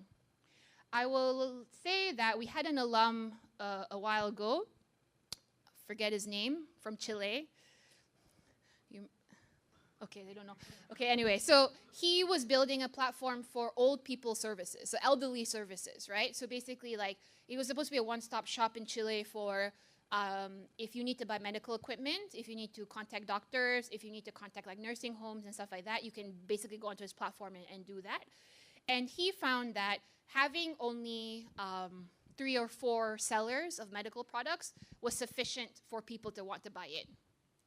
So that is a very different story than, you know, saying, oh, you need to have 4,000 vendors or whatever, right? So it really depends. And I would consider his platform quite niche because, again, serving older, elderly people who need medical services.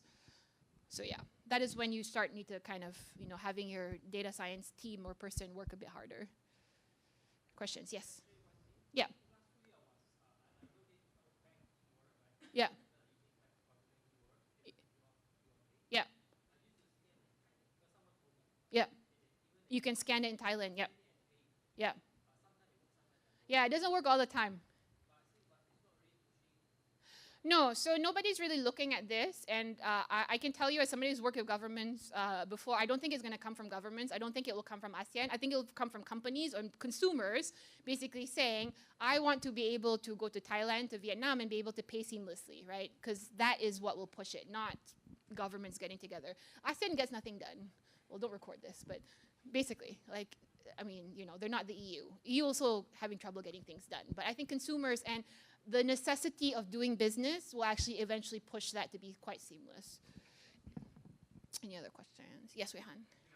Yeah, so I guess going back to the mapping of all the different sectors in which like these different apps fulfill services. So Yep. I guess now we have the mapping. Where does the value come from? Would it be like saying, okay, these apps, like, is it say like for finding pairs that are like the WhatsApp and TikTok combo you mentioned, finding what things map that will get us the most like combination of factors, for example? Yep. So basically, yeah. So what we're doing now is actually, once we have finished the mapping, which we just finished, the idea is to actually present it to the community and be like, have you considered this app for this particular purpose, right? And if you have not, we can tell you that, you know, X number of other users have found this useful, and then try to kind of use those. And to try to discourage people from creating more apps, because I think we have enough, and then we just need to get people onboarded into the existing ecosystem. Yeah. So I'm working quite closely with Meta for WhatsApp and for this purpose, not so that they can create another thing. So, all right, sounds good. I think I hand it back to my colleague, and I don't know what's happening now, but I will be around. Is the panel now, or? Okay. Thank you very much, Professor Melati. Thank you. Please give a big round of applause for giving us ilmu today. Hopefully it's beneficial for everybody. I told you everyone it was 30 minutes, but then it was an hour and 30 minutes. Thank you for, actually it's until 11:30, you are right on time.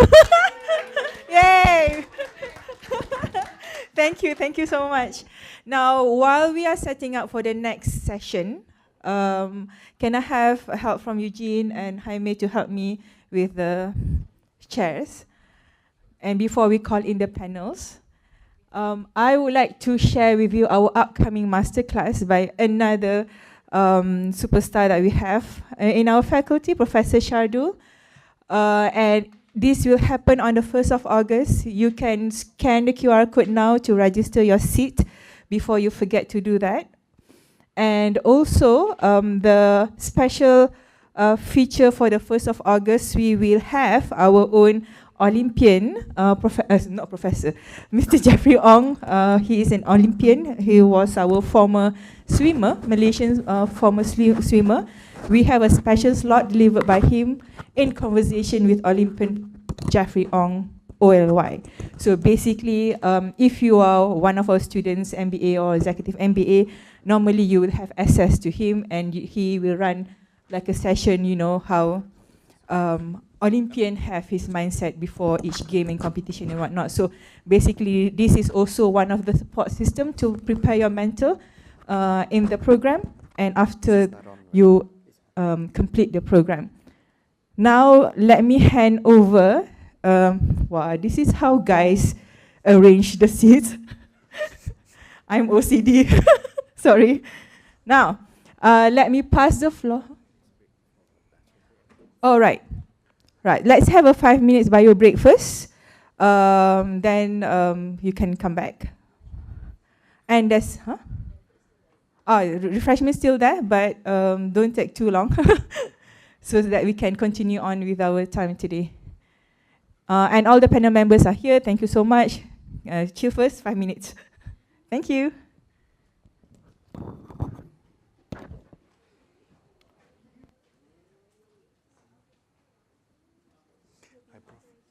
Yes. That's why this is on. Yes.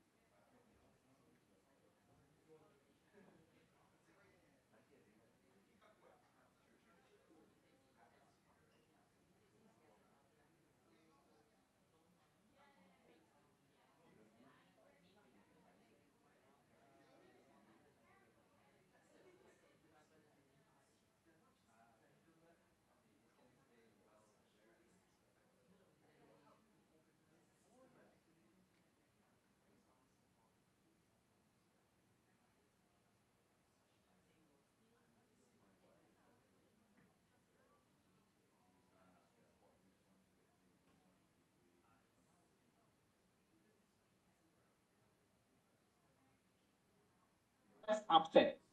But you don't need to be upset. Yes.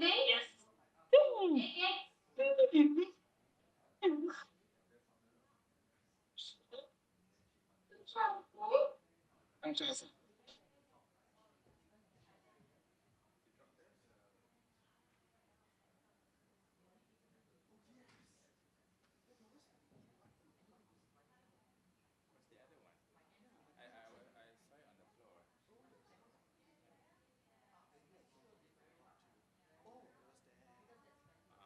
Yeah, I remember I put it somewhere. It's always on the table.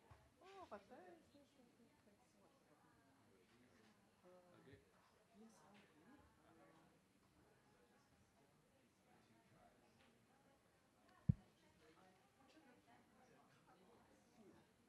The card is full, but I don't know what is stopped because I was walking around taking photo. But when I go collect it, it says it's already full. Okay. But don't worry, even if it's like, I mean, I don't need the full recording. The one you're not recorded, right? To wherever it's stored, I will just extract and from the yeah, I need your help to extract it. You can check. Yeah. Then once You can use the apps also. oh, The apps that to extract? Oh, yeah, okay, yeah, okay, yeah. okay. You can just like download it straight to your phone. Oh, Easier for you to edit, right? huh? Test. Yeah. Easier for you to edit, right? Yeah, yeah. So you just turn on the device. Oh, okay. You're busy first. We'll do it later.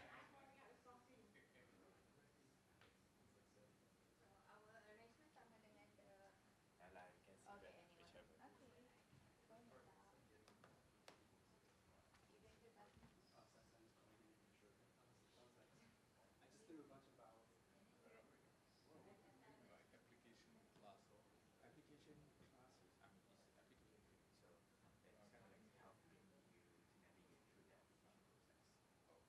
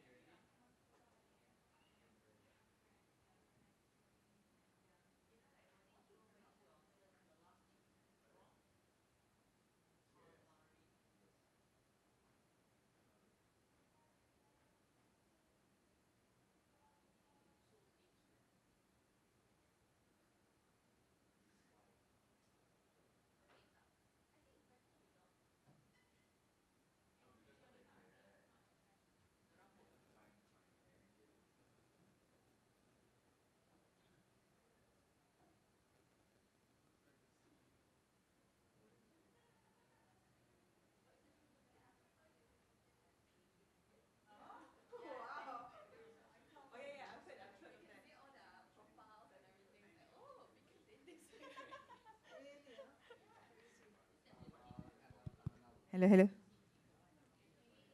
I balik dulu you. Melati. Terima kasih. Banyak-banyak.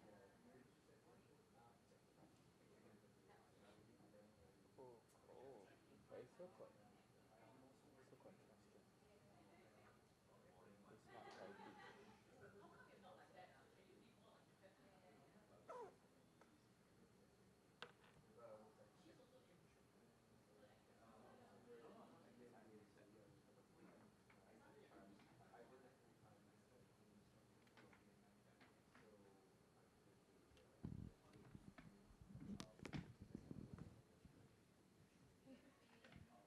Tak dekat sana ke?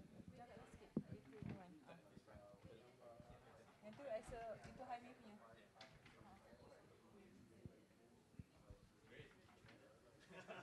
You feel much better?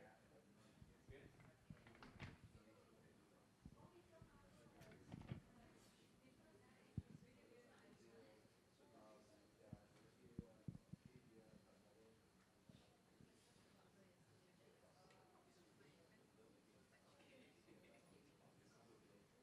Kan?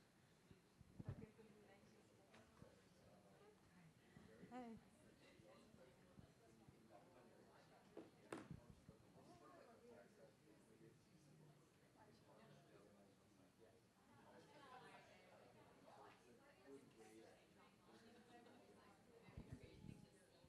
Test.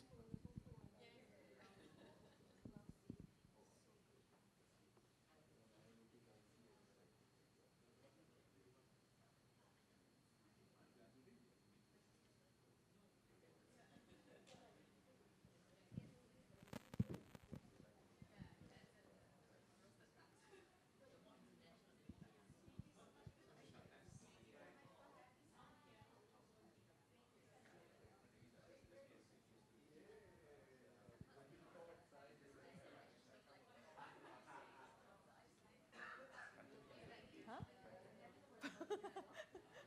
Ke jalan ke hulu dan jalan ke hilir. What's the English one? Go left, go right.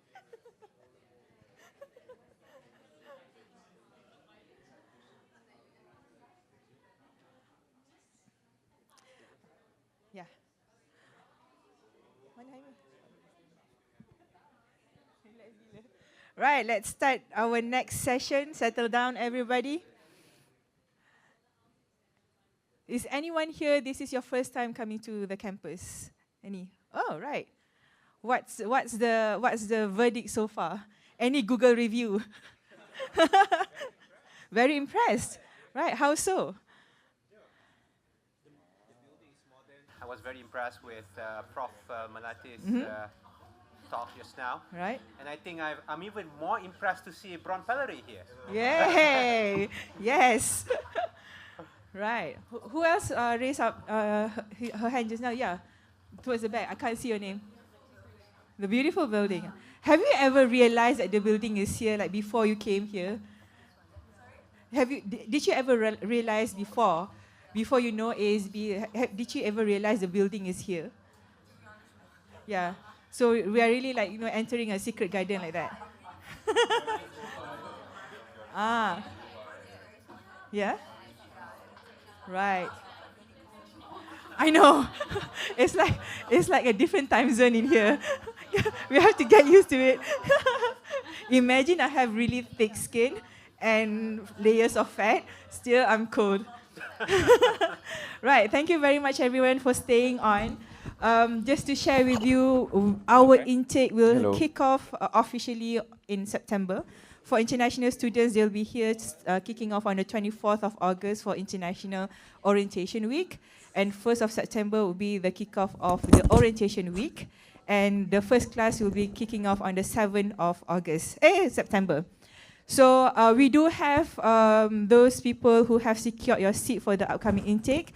In person, in this room, we have Ali Azahari towards the back. He has Hello. secured his seat to the upcoming class. Clap for him. And we do have a few more joining us virtually. We have Shraddha from India. We have Sridharan. We have Marshita. We have Laili. Do apologize if I don't see your name, but there are a few others who are joining us online who have secured their seat about to start in September. Now, without further ado, I pass the floor to my colleague Jaime, who is also an alum, and take it away. Thank you. Thank you, Nisa. Good morning, everyone, and welcome again to the Asia School of Business. We are happy to have you here on this masterclass. And now, this is more like a student panel. Almost a few of you to be almost to become an alums as well. So quickly to introduce myself, I'm from Colombia. I'm Jaime Suarez from Colombia. I came here to Malaysia in 2022 to pursue my MBA full-time program. And well, many people ask me what really attracted you to come to Malaysia from so far away, and it was basically the Asia School of Business. And you know, it's strong partnership as well with MIT. So once I finished my program, I started working with ASB, and I'm currently working now with the admissions teams and as well with the alumni office. So our students now, soon to become alums, will also have to engage with me, and will engage with me a little bit more now that they are soon to be alums, especially Malina, Ensa, and Bront. So we have 4 amazing students, Queenie as well. So I will let them introduce themselves so you can get to know a little bit more about them. We can start with Malina. Sure. Hi, everyone. My name is Amalina. Really quickly, my career is a little bit funny because I've always been basing my life and my career on a philosophy, which is to be the voice of the voiceless. And what that means is that I became a lawyer, and then I decided that that was too much. So I pivoted to foreign diplomacy, and then working in international organizations. And then I decided that I wanted to return to Malaysia and want to start my own business because I do not have the business acumen yet. So that's why I'm in Asia School of Business. I'm really excited for my social ventures soon. So hi everyone, my name is Aniza Ilyas. I am a law graduate 10 years ago, so you can do your math then. And so it's been 10 years that I've been running my own business. It's called The Skinny Bakers. We're a cookie manufacturing company based in Subang Jaya. So after 10 years of running the business, I've decided to enroll myself into the MBA, knowing that I needed to have a stock take on how I am performing with my academics as well, and not just monetary and financials. Upon joining the MBA, I've decided to also pivot towards looking into corporate jobs, and currently interning at Bauer Group Asia. And yeah, so that's been the past introduction and also the past year with the MBA. Hello everyone, my name is Nasro Suhaimin, but commonly known as Bron Palare. So I'm an actor, writer, producer, director, and I've been taking decision based on instinct most of the time. And I needed a framework, a way of thinking, a way of looking at things, to analyze things. And I chose ASB because this is the institution that gives you all the tools, and I think I made the right decision, and I look forward to my graduation day in August. Hi, let me use. No, I don't know how to use. Hi everyone, I'm Queenie. I'm probably the most senior person in this room. Okay, I'm on a career break. I've been working in corporate for more than 26, 27 years. I've always worked for a multinational, American multinational, and in the last 20 years, I've been running a lot of work in the region. So I came back to, I've never left, it's just that my work takes me all over ASEAN.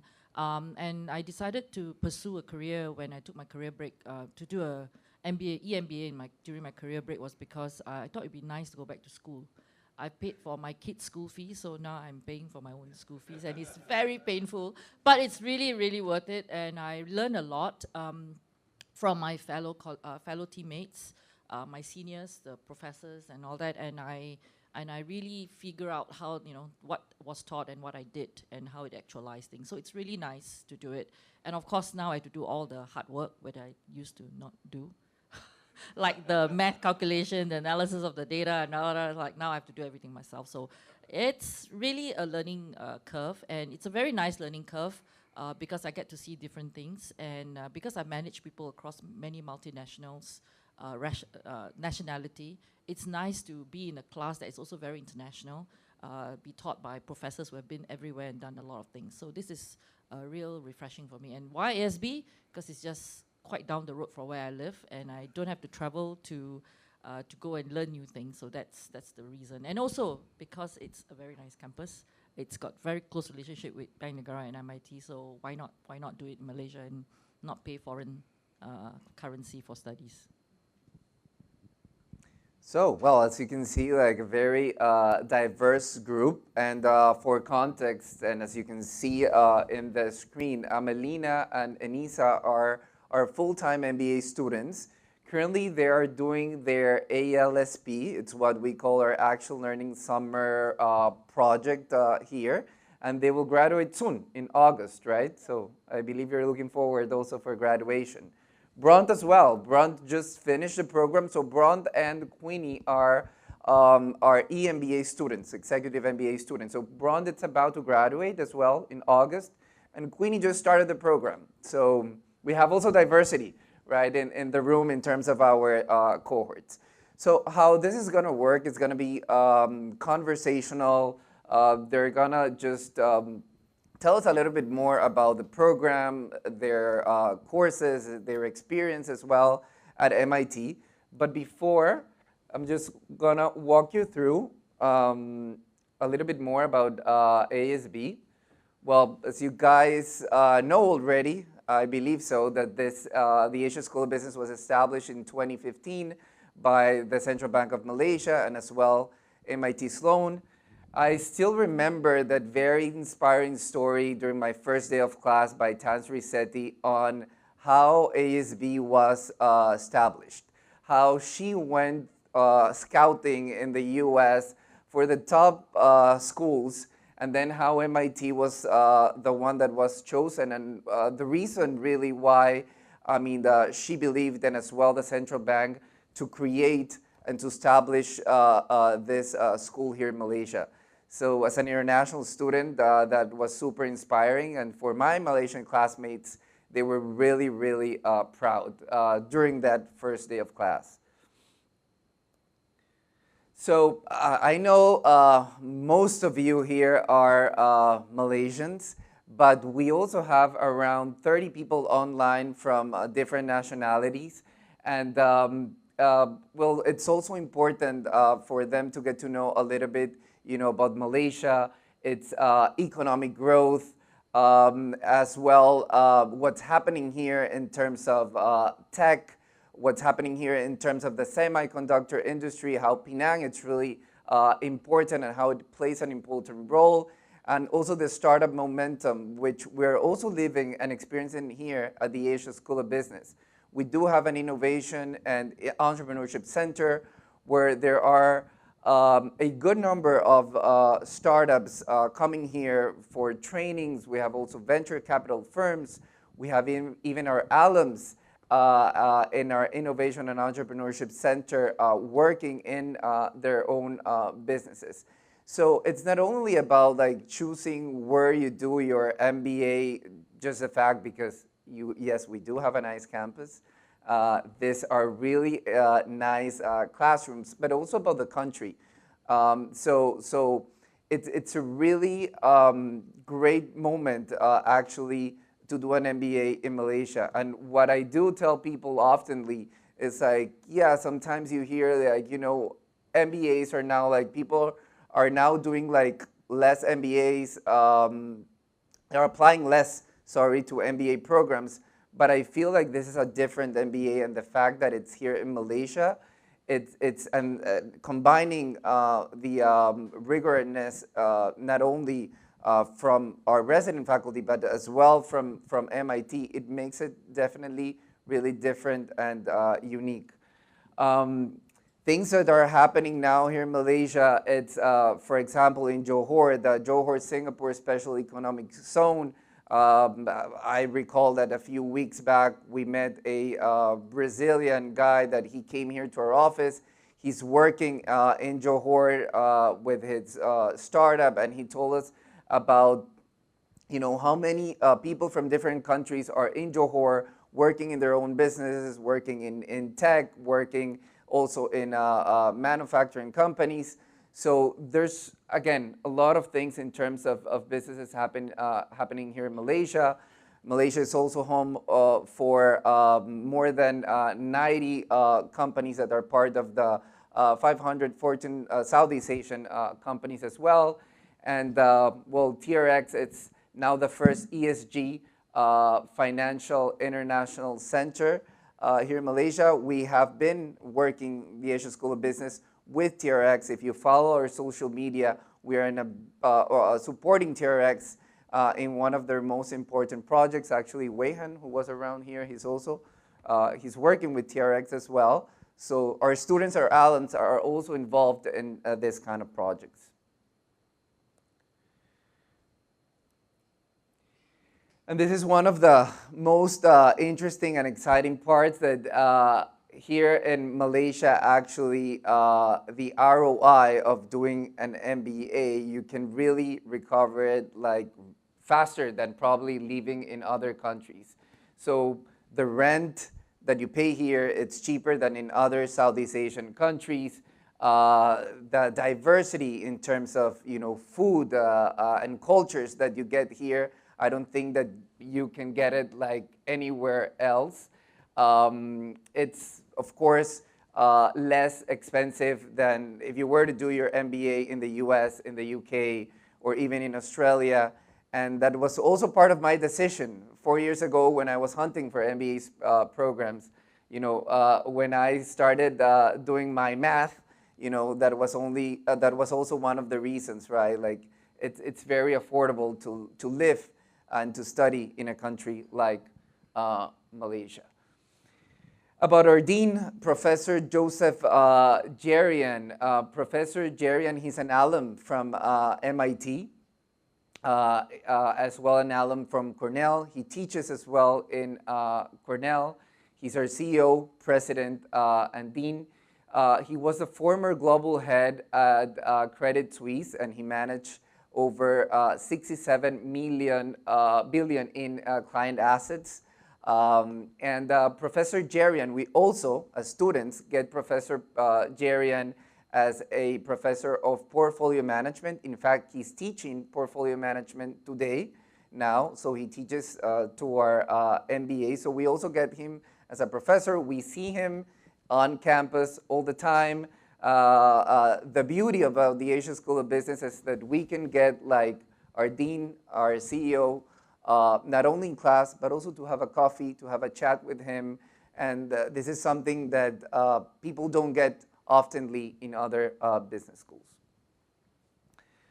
So about our degree programs, we currently have the full-time MBA, which is a 12-month program. We have an EMBA, which is a 16-month part-time program. We also have our Master's in Central Banking, which is pretty much unique. It's one, I think it's the only program in the world where it is a central banking master's program. It's also a global program, so we have people from different nationalities that are working in different central banks across the globe. We also have non-degree program, executive education programs, which are run by our executive education team. They have been in the market for more than 20 years, the Cliff Education Center. So we have here the most important companies from Malaysia training their staff, their people with our executive education team. But also we have been having groups from China, from Indonesia, also coming to do their training with the Asia School of Business. We have just launched a PhD in management, and we have one of our PhD students here as well, joining us today. And we are about to launch a MIM, a Master's in Management. We have also ACE, which is our Agile Continuous Education program, which is basically now anyone can take the MBA courses into standalone format. So actually, Professor Jerian is teaching portfolio management in an ACE format, where you can take the different MBA courses in, as I mentioned before, it's standalone courses. And if you want to transfer those credits to the full-time MBA programs or to the EMBA program, you can do it as well. So meaning that you can have a shorter MBA or EMBA program through the Agile Continuous, our Agile Continuous Education programs. We have different research centers. Actually, Professor Melati, she leads the ASEAN Research Center. We have a Center for Technology, Strategy, and Sustainability for Sustainable Smallholders, and the Tun Ali Ismail Center of Excellence. I mentioned as well about the ASB Hive, our IEC, Innovation and Entrepreneurship Center as well. So this is a quick overview about our MBA and EMBA programs. Actually, our MBA, yeah, it is designed for career changers, but this is also what I consider that is the beauty of an MBA. You can just, you just heard from our students today. We have lawyers, we have an entrepreneur, we have an actor, we have someone who went to corporate. So actually, it is designed, the MBA, for actually, I mean, it doesn't matter like your background, your expertise, right? It does matter what you have to bring into the table. Of course, we have, there are differences in both programs. For the full-time MBA, we require a minimum of 2 years of working experience, whereas for the EMBA, we require a minimum of 8 years of working experience. You will hear it from our students, full-time MBA, as its name, as you can see it from its name, it's full-time, so it's very intense. EMBA, it's also intense, but classes are mostly during weekends. And both our MBAs and EMBA students, they get to go to Boston, to MIT. We have also an international track, which you will hear a little bit more as well from our students today. And this is our amazing resident faculty. We have Professor Iren here as well. She teaches organizational behavior. You met her earlier today, but we have a really high caliber faculty. So aside from, you know, your classmates, the MIT experience, the faculty that we have here, it's also diverse. It's internationals. We have not only Malaysians like Professor Melati, that she went to the US to study in the US. The things that she's leading here in Malaysia are huge, but also we have faculty from Brazil, from Taiwan. They went to MIT, they're MIT fellows, they're MIT alums, but they also went to the prestigious universities in the US and in the UK. So this is what our students get here in terms of our faculty. So since we have like, you know, different names, and I think it's like fresh in our like students' memory so far, the classes that they have taken so far. Queenie, which class have you like enjoyed the most, or which is your favorite class so far from your experience? Honestly, I don't really have a favorite because I think like many of us, we had the experience is very different, right? And where I come from, what's important is the learning and the sharing in class and also by the professors. So to be honest, I'm completing my second semester. I've done probably experience 8 or 9 professors, and I think they're all great. Not to say anything, but it's just every class you learn a different thing. Every class you engage the professor differently, and every class I learn a lot from my fellow mates while doing assignments and all that. So yeah, it's a different kind of fun. It's like working on the projects, and every project is different, and every project's got its highlights. Of course, every project got its downtime. So yeah, like doing assignments is also downtime. Understanding what the assignment is saying is also downtime. But you know, it's a learning process. So I don't really have a favorite, because I actually enjoy coming to class. For a person who hasn't gone to school for a very long time, coming to class is refreshing. And yeah, being among learners is also very refreshing. So to me, no favorite, but I enjoy every class. I think I share the same sentiment. Possibly this is the sentiment across MBAs, or all of us. Yeah. One, I don't have any favorites. And most importantly, when I wanted to join, or when I joined, the mindset was, or the feeling was more like a boy in a toy store. It's like so many things to learn, so many things to, so you just, and over time you just get sucked into the learning process, working with your cohorts, which another layer of learning process. So I think the whole experience, no favorites. So for me, I think similar to Bront, because both of us are entrepreneurs, so having a toolkit added to your toolbox is very important, no matter what the toolkit is. But if I could have a specific highlight, not a favorite, particularly a highlight would be corporate finance. What was interesting for me that week was, so coming from a legal background, people always say lawyers don't know numbers. And I had to learn accounting by myself on YouTube, trying to figure out the numbers as a business owner. And 10 years in, when I came into financial accounting and managerial accounting classes, it was quite familiar, and it was just more of a brush up at the end. But when it came to corporate finance, it was definitely uncharted territory for me.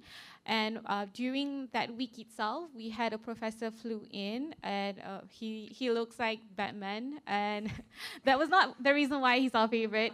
Prof. Adrian, he doesn't even know who Batman is, apparently. Like most of the professors, they're just so busy that they don't even have enough time to even watch movies, and so don't be like me quoting Avengers in a class. So yeah, for me, corporate finance was a highlight. It was not only that they brought in a professor within 1 week, and that was when you learned so many things, but it was also the assignment that was being implied on your course for the whole week. That was individual and group assignments. And it was based on real life practices, as well as how you can apply it. If you don't have any real life practices, you can apply it to your retirement funds or whatnot. So if there was a highlight, I would particularly say in Malaysia, the ASB's experience is the corporate finance module. Yeah. I have a clear favorite. So I personally, it's an elective class, it's not a core class. So therefore, I also advise you to really find elective courses that you really enjoy. So personally, I want to give a shout out to Prof. Sylvia. She taught consumer experience strategy. It was so fun because she asked you to pick a business, gives you 100 ringgit to spend on it. And what I decided to do is that I decided to spend my 100 ringgit to go to a theme park, spend the whole day playing, and then create a customer experience map. So that was a really fun experience. But I also have the most growth in quantitative and numbers classes. So I don't know. Right. I remember specifically, it was in this very room. I was sitting where, actually, Prof, where you were sitting. It was financial accounting. I don't understand a single thing. And then people were like, "Are you okay? You look so lost." And then I started like wiping, like, my eyes, and then like a tear came out, and I was like, "Oh my god!" And I actually had to go outside to have a good cry because I don't understand what I'm doing. But I still got an E, so I'm happy. Yeah, it happened. I mean, I didn't cry, but yeah, I felt frustrated as well. Well, thank you so much for your, for sharing, your experience in the different, classes. Well, we also have professor and faculties from MIT. They fly here to KL. So like 40% of your classes are taught by MIT professors, aside from those like that our students get at MIT itself in Boston. This is a quick overview about our MBA program or student journey. Journey. But jumping into into the program itself, I would like to ask Queenie and Enisa about Integrative Management Lab. I cannot talk much about it because I didn't have it during my days, but this is, how evolving the Asia School of Business it is. So Enisa, we'll start with Enisa. Tell us more about Integrative Management Lab. I can also learn a little bit about that because, I don't know much.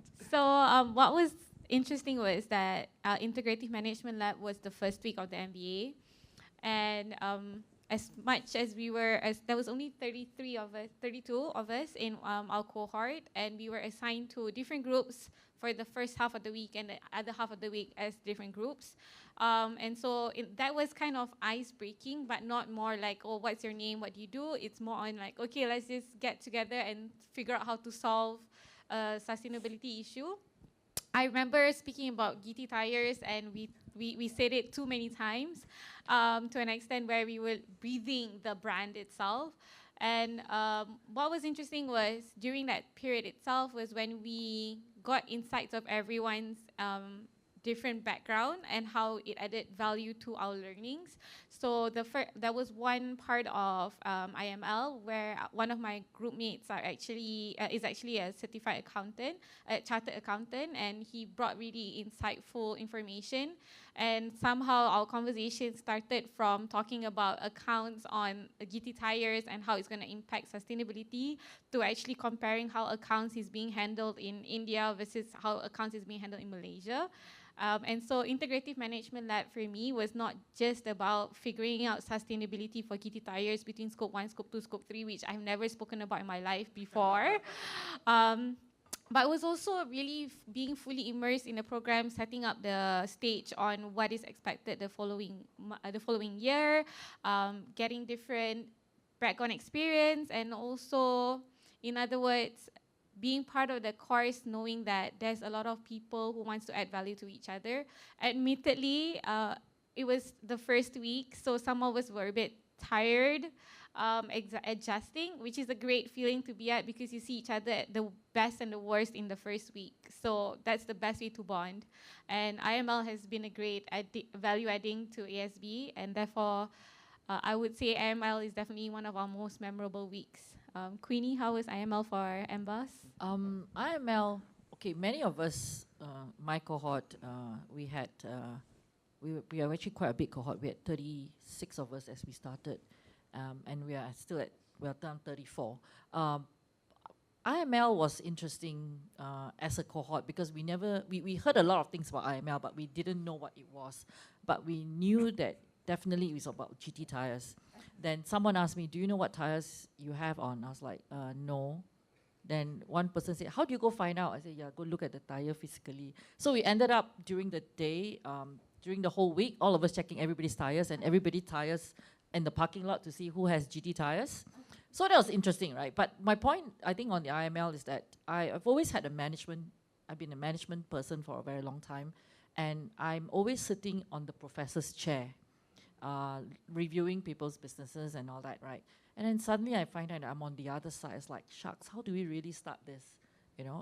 And it's very interesting to work with different people.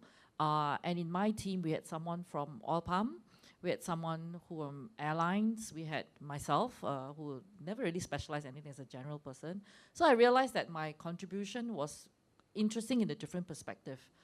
And everybody came from the real work. So it's really refreshing for me because I haven't done this real work for a long time. And I really appreciate IML because it gets us very grounded. And what I like about the IML is that you put your title at the door, really title at the door, everything at the door, and you come in and it's all about, not about you, it's about the learning you're going to get from the class. And Professor was amazing. And when we found out how old he was, like, oh my God, we like, okay, you know, still have many more years to go, so that's hope for me. But I really think that, you know, IML, it's a great way to start a learning course. Not only from the bonding side, but also from a perspective of how things works. Because many of us who work or don't work don't see things from an integrated point of view. We only know I do A, and I do A very well, and I pass it on to B. And my KPI is based on A.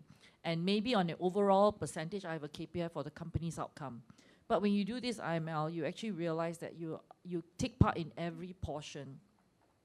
And you really have to deal and speak politely, professionally to your fellow colleagues. Even you don't agree, you have to really, you know, suck it in and listen because they really make sense. Because their point of view is very different, right? And I think every one of us, and I like the case because it's something that we really use but we don't really care. Like for me, right? Tire rosak, send to the shop. Someone will fix it. Tire puncture, call the husband or call the 1-800 car support. Then now you really realize that, look, this industry is really has an impact to everyone. It has an impact to what's happening globally, and it has a very significant ESG impact. So these are things that we don't really think about on a regular day, and then you come to an IML class, you look at the case from a lot of perspective, from the buyer, the supplier, the governance part, and then how it's being taken across the whole supply chain and the competition. So IML is great. I mean, I think all of us agree, IML is really great. I'm sorry you missed it, but you know. But it's really great because it put things perspective for you before you start your class, before you start the whole course. And it sets you at that point to say, okay, then the best thing is, it's a pass or fail. It's like, how can you fail? I think the professor said you can't fail, but you can do badly.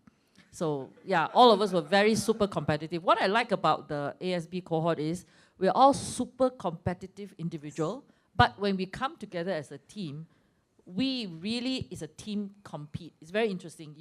I don't care whether you got A or A+, but just make sure we got A. You know, it's very important we get A. So it's us against the faculty and not us against ourselves. So it's really a really learning thing for all of us. It's for me, yeah. I really appreciate IML. Thanks. Yeah, actually, we brought in, ASB also brought in the Chief Sustainability Officer from GT Tires himself here. And so it was not just a simulation for fun. It was very insightful to also see whether he sort of like gave us suggestions on our inputs as well, yeah. And also, like, I've heard that Professor Don Lazard, it's amazing. He also flies to KL for Integrative Management Lab.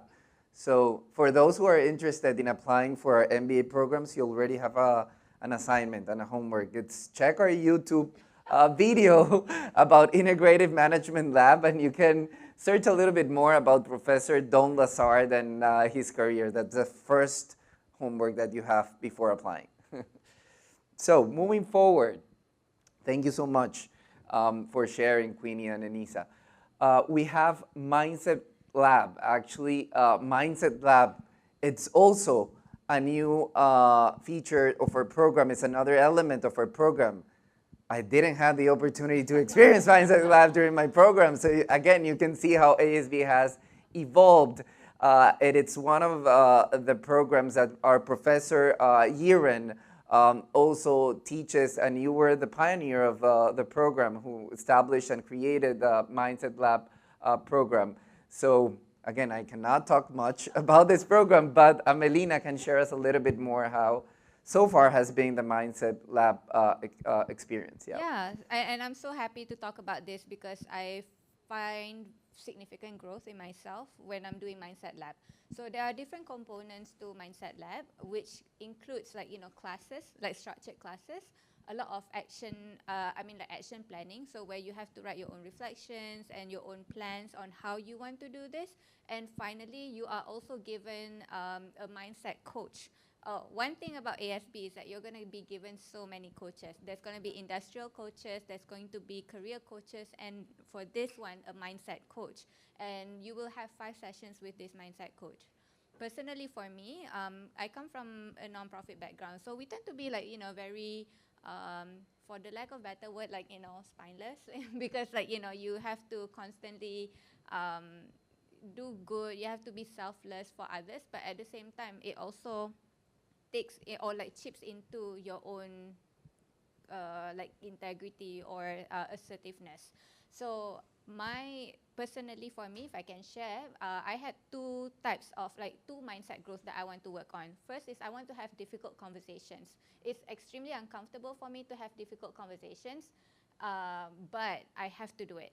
And then secondly is that I also want to have clearer boundaries so that I can show up for people who matter rather than trying to like overextend myself half-heartedly. And in true MBA fashion, I quantified how much, like, being able to assert myself, advocate for myself, and I'm happy to share that I have either earned, gained, either from like discounts, asking for returns, advocating for my own a higher salary, and I'm happy to share that within just 1 year, I have gained 30,000 ringgit. Yeah. Just for speaking up.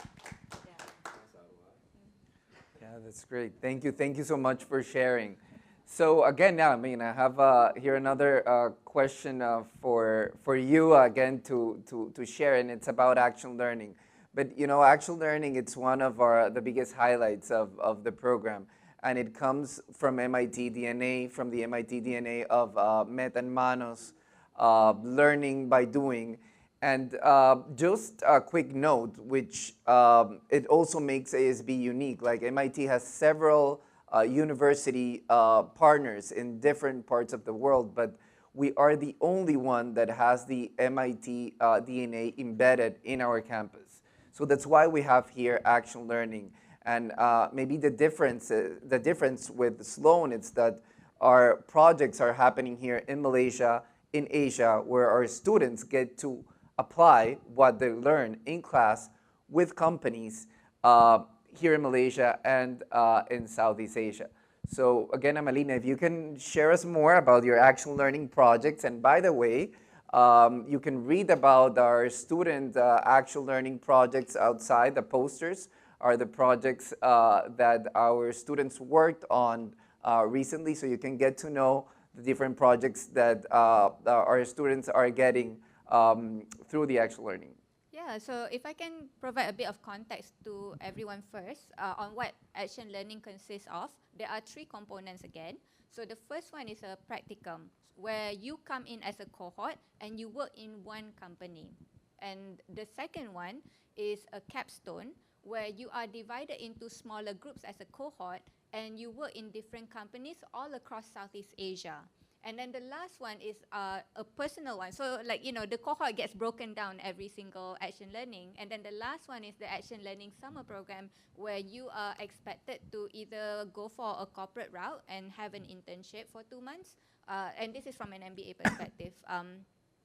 Or you can also take entrepreneurship, or you can also pursue a research route with a faculty advisor. So personally, for our practicum, we were based in a logistics company. I've never known anything about like logistics. Very exciting because I was at the warehouse. I was, give me 1 week and I was already getting to know all the people at the warehouses. I was already like we were buying nasi lemak for each other. And it's like really fun because you have that working experience and an understanding. But you're only given 1 week, so it's a very intense problem solving. For capstone, I was very, very grateful to be with Faris, my class best friend, but we were based in Earth Company, which is in Bali, and we spent 2 blissful weeks in Bali. Like, we worked really, really hard, but we played extra hard, So I mean, you are in paradise and you get to work for, it's a social enterprise, which is very personally meaningful for me. So we were able to do that, and after that, we will have a summit, and I was able to present my pitch and what we did. So yeah, it was really exciting. And the ASB will give you a flywheel, so they'll give you a framework on how to approach a problem. If I can share a little bit, it's like let's see if I got this right. It's discover, situate, design, recommend, and reflect and align. So using all this framework, you are able to help problem solve and give real life solutions to people's problems. And it makes a huge difference to all these companies. And lastly is what we are going through right now. So Aniza is doing her internship with Asia, and so we get to choose, right? And I said yes, so I'm doing all. So. Yeah, so maybe Bron can tell us a little bit more about practicum that you mentioned, right? So for EMBA, we have two practicums. One local companies, which for my cohort we got Zeus Coffee, and the international one was SRK Diamond Company in Surat, India. So both had different challenges, and I think that's the whole idea, where you, as a team, working together, helping the company to sometimes you get a brief, but the brief is the assumption of a problem. So once you go in, you dig deeper, you get to work with the people, then you discover, like Amalina said, you discover the root cause, and then you try to propose or bring value to the situation they are in. So we were split into 6-7 groups, and it was 1 week. And by the end of the week, we proposed our solution or recommendation to the company. And so I was lucky that for SRK company, we were assigned with SRK Foundation, at least my group. And 6 months later, they applied some of the recommendations. So it feels good to be able to be part of that journey and seeing some of the stuff that you discovered and recommended actually turn into something that you could see the result. And now we get to track, and there's an emotional attachment to it, because you feel like you are part of that growth as well. So that's pretty much practicum for EMBA. Thank you so much both for sharing. And yeah, actual learning and practicum, yeah, those are part of my program. So yeah, for actual learning, I also had the chance to do my actual learning in Thailand with a company that it's based here in Malaysia, but they wanted to enter the Thai market. So this is that kind of projects that our students get. So from Southeast Asia, from Malaysia to the US, the MIT immersion.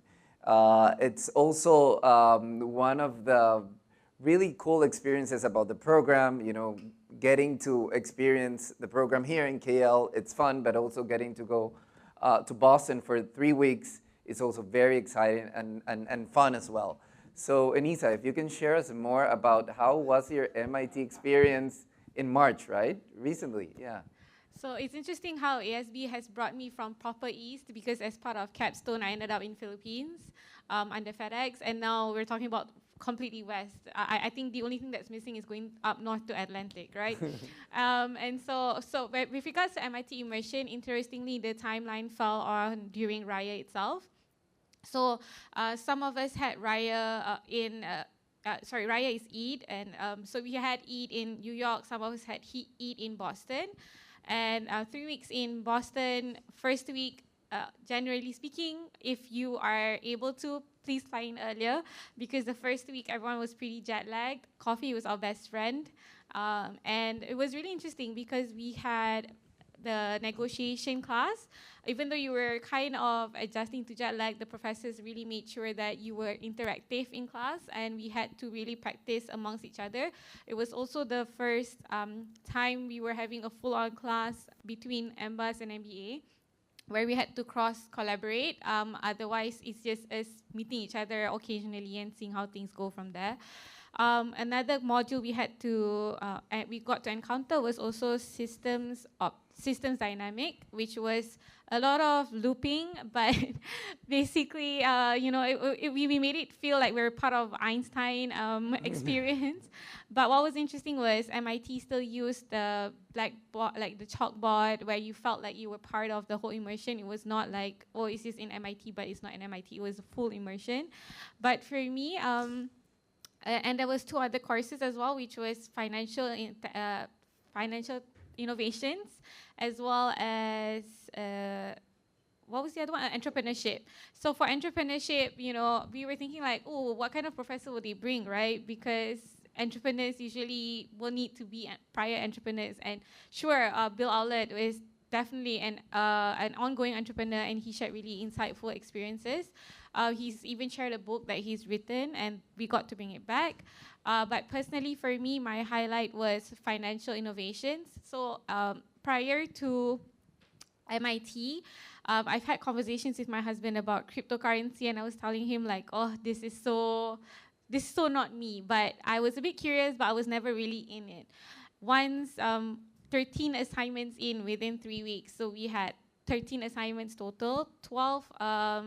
6 were individual and 6 was grouped. And yeah, Queenie, you'll be ready for it, and 1 was individual after the whole immersion. And I started with not knowing much to end up getting an A+ for the module itself, because I found it really, really interesting. It was very insightful. Not only do you get to learn about financial innovations in general, you get to learn it based on a country, which is the US, where it's just so versatile on the legislation behind financial technology. There was not much restrictions as compared to other countries like the EU or other regions like the EU, where before you even have financial innovation, there's already regulatory being put in first. And that was one of the highlights for me. Another one additionally was you have access to joining Harvard and other university experiences there when you have the mit.edu email. And I got the opportunity to join a session under Harvard Entrepreneurship Club, where they brought in Sophia Kiani, who is Bill Gates' daughter's business partner for a startup. And so what felt really, really far off and was only on something that you can see on social media was really, really real when you were there. We even got to join a session where CEO of Siemens shared on technological advancements, and another was COO of Nike as well. And those were the main highlights, I would imagine. But other than that, it was also an experience to be with your course mates for 3 weeks in Boston itself. Yeah, so what was the highlight for you? The assignments. I think how the course was designed from the get-go, they kind of put you with Prof. Don Lasad, and there was the blender, like organized chaos. You get to understand how it's almost encapsulate your life in a week of what will come in for the next 12 months or 16 months. So that set you up, like the tone, the expectation, the standard, and then you start going into the learning journey, and that whole thing is also about you knowing your cohort, your friends, because there'll be endless group projects, endless assignments, which set you up for the first practicum, and that's a local practicum. And then you go a bit further and you'll be given tools, more tools, and you go for the second practicum. And you think that's possibly, like, that's the toughest until you reach Boston. I had my EAT in Dubai with missile notification every 4 hours. So I got stuck, my flight. So I was sort of, I celebrated my Eid in Dubai and for 2 days. So I planned it in such a way that, yeah, I'm gonna arrive Boston early, jet lag. So we kind of plan it. And yeah, like life always throw you a curveball. Then I got stuck there, but I arrived a day before. and things escalated from there. So if you ask me the highlight, I think the highlight was the fact that my mind was prepared for the chaos. Yeah, I know you know, there's some sort of chaos of sort that's gonna come because you are pretty much trained or conditioned for it already. For by then it was already 12 months, a year plus. Yeah. So by the time it arrived, you're kind of like, yeah, let's just stay focused, and how to make sure the standard, because by then you accumulated your GPAs and all that, and you don't want to the standard to lower down, or so you kind of like, yeah, we have this is a bit more, and that's where I think the friendship within the cohort, because by then some of us will feel the fatigue, the mental fatigue. That's where, as a cohort, you are only as good as your cohort, and I was very lucky that I had great cohort, and the support system was the main reason. Like all of us, like, yeah, a bit more. Let's push it to the limit. Let's push it to the finish line. So if there's any highlight, I think to discover the friendship, to discover the limit that I thought I would never had enough fire to bring through throughout the whole journey. Honestly, I think, if you don't mind me sharing, Brian, I think you also had one of my course mates bumped into you into an art gallery museum. And in the art gallery museum, your family was there and you were actually doing assignment in the art gallery museum. I was visiting art gallery museum and I was falling asleep in between, you know. If anyone saw, like, I'm looking that long in an art, like, it's not really me, really. Maybe I was really encapsulating it, you know, but I was falling asleep without realizing it. I think a lot of Malaysians or a lot of us in the cohort were just falling asleep anywhere we could. But there was a full week through immersion. And yeah, I went to the museum. The museum was actually like, you know, looking at me instead of the other way. Yeah, I was in the food court and yeah, chasing deadlines. So yeah, that was how immersion was on our side. Yeah, and I mean, also system dynamics was one of my favorites there. So I think, like, in terms of the classes, system dynamics, I feel like it's one of the highlights, and it's part of also MIT DNA as well. Yeah, I think, well, Queenie, you know a little bit more now, right? For how is it gonna be? Yeah. So we also have in our MBA program the Global Industry Experience. For the past 2 years, our students have been traveling to the UAE, to specifically Dubai and Abu Dhabi, to meet companies, to get to know different ecosystems, to meet our alums that are based there. But well, for you know, the recent things that have happened, we are shifting our global industry experience to China. But if also you can tell us more about, like, how was that experience, Braun, perhaps you can share us how was the UAE. Oh, the cool chaos this time around. It was a nice break. I think it was a nice break. I think the faculty kind of understood from the get-go, like at some point the mental fatigue will kick in, and you know the cohort will need some sort of, but it can't be just, you know, just go and have fun. So let's expose them to you know, companies and operations that happening in the Middle East. So I think that was a nice little break that we had. But the whole arrangement for me, I never get to thank the AMs. I think the whole learning experience, as much as, you know, we say cohorts are important, your classmates are important, or even your professors, but the quality of AMs, at the end of the day, you need the support, the site support. And I think this is slightly, I think, maybe underappreciated or never mentioned around much. So I think ASB have great AMs, and I don't think I would, you know, have gone through the way I've gone through the courses without the support, great help, great assistance from the AMs.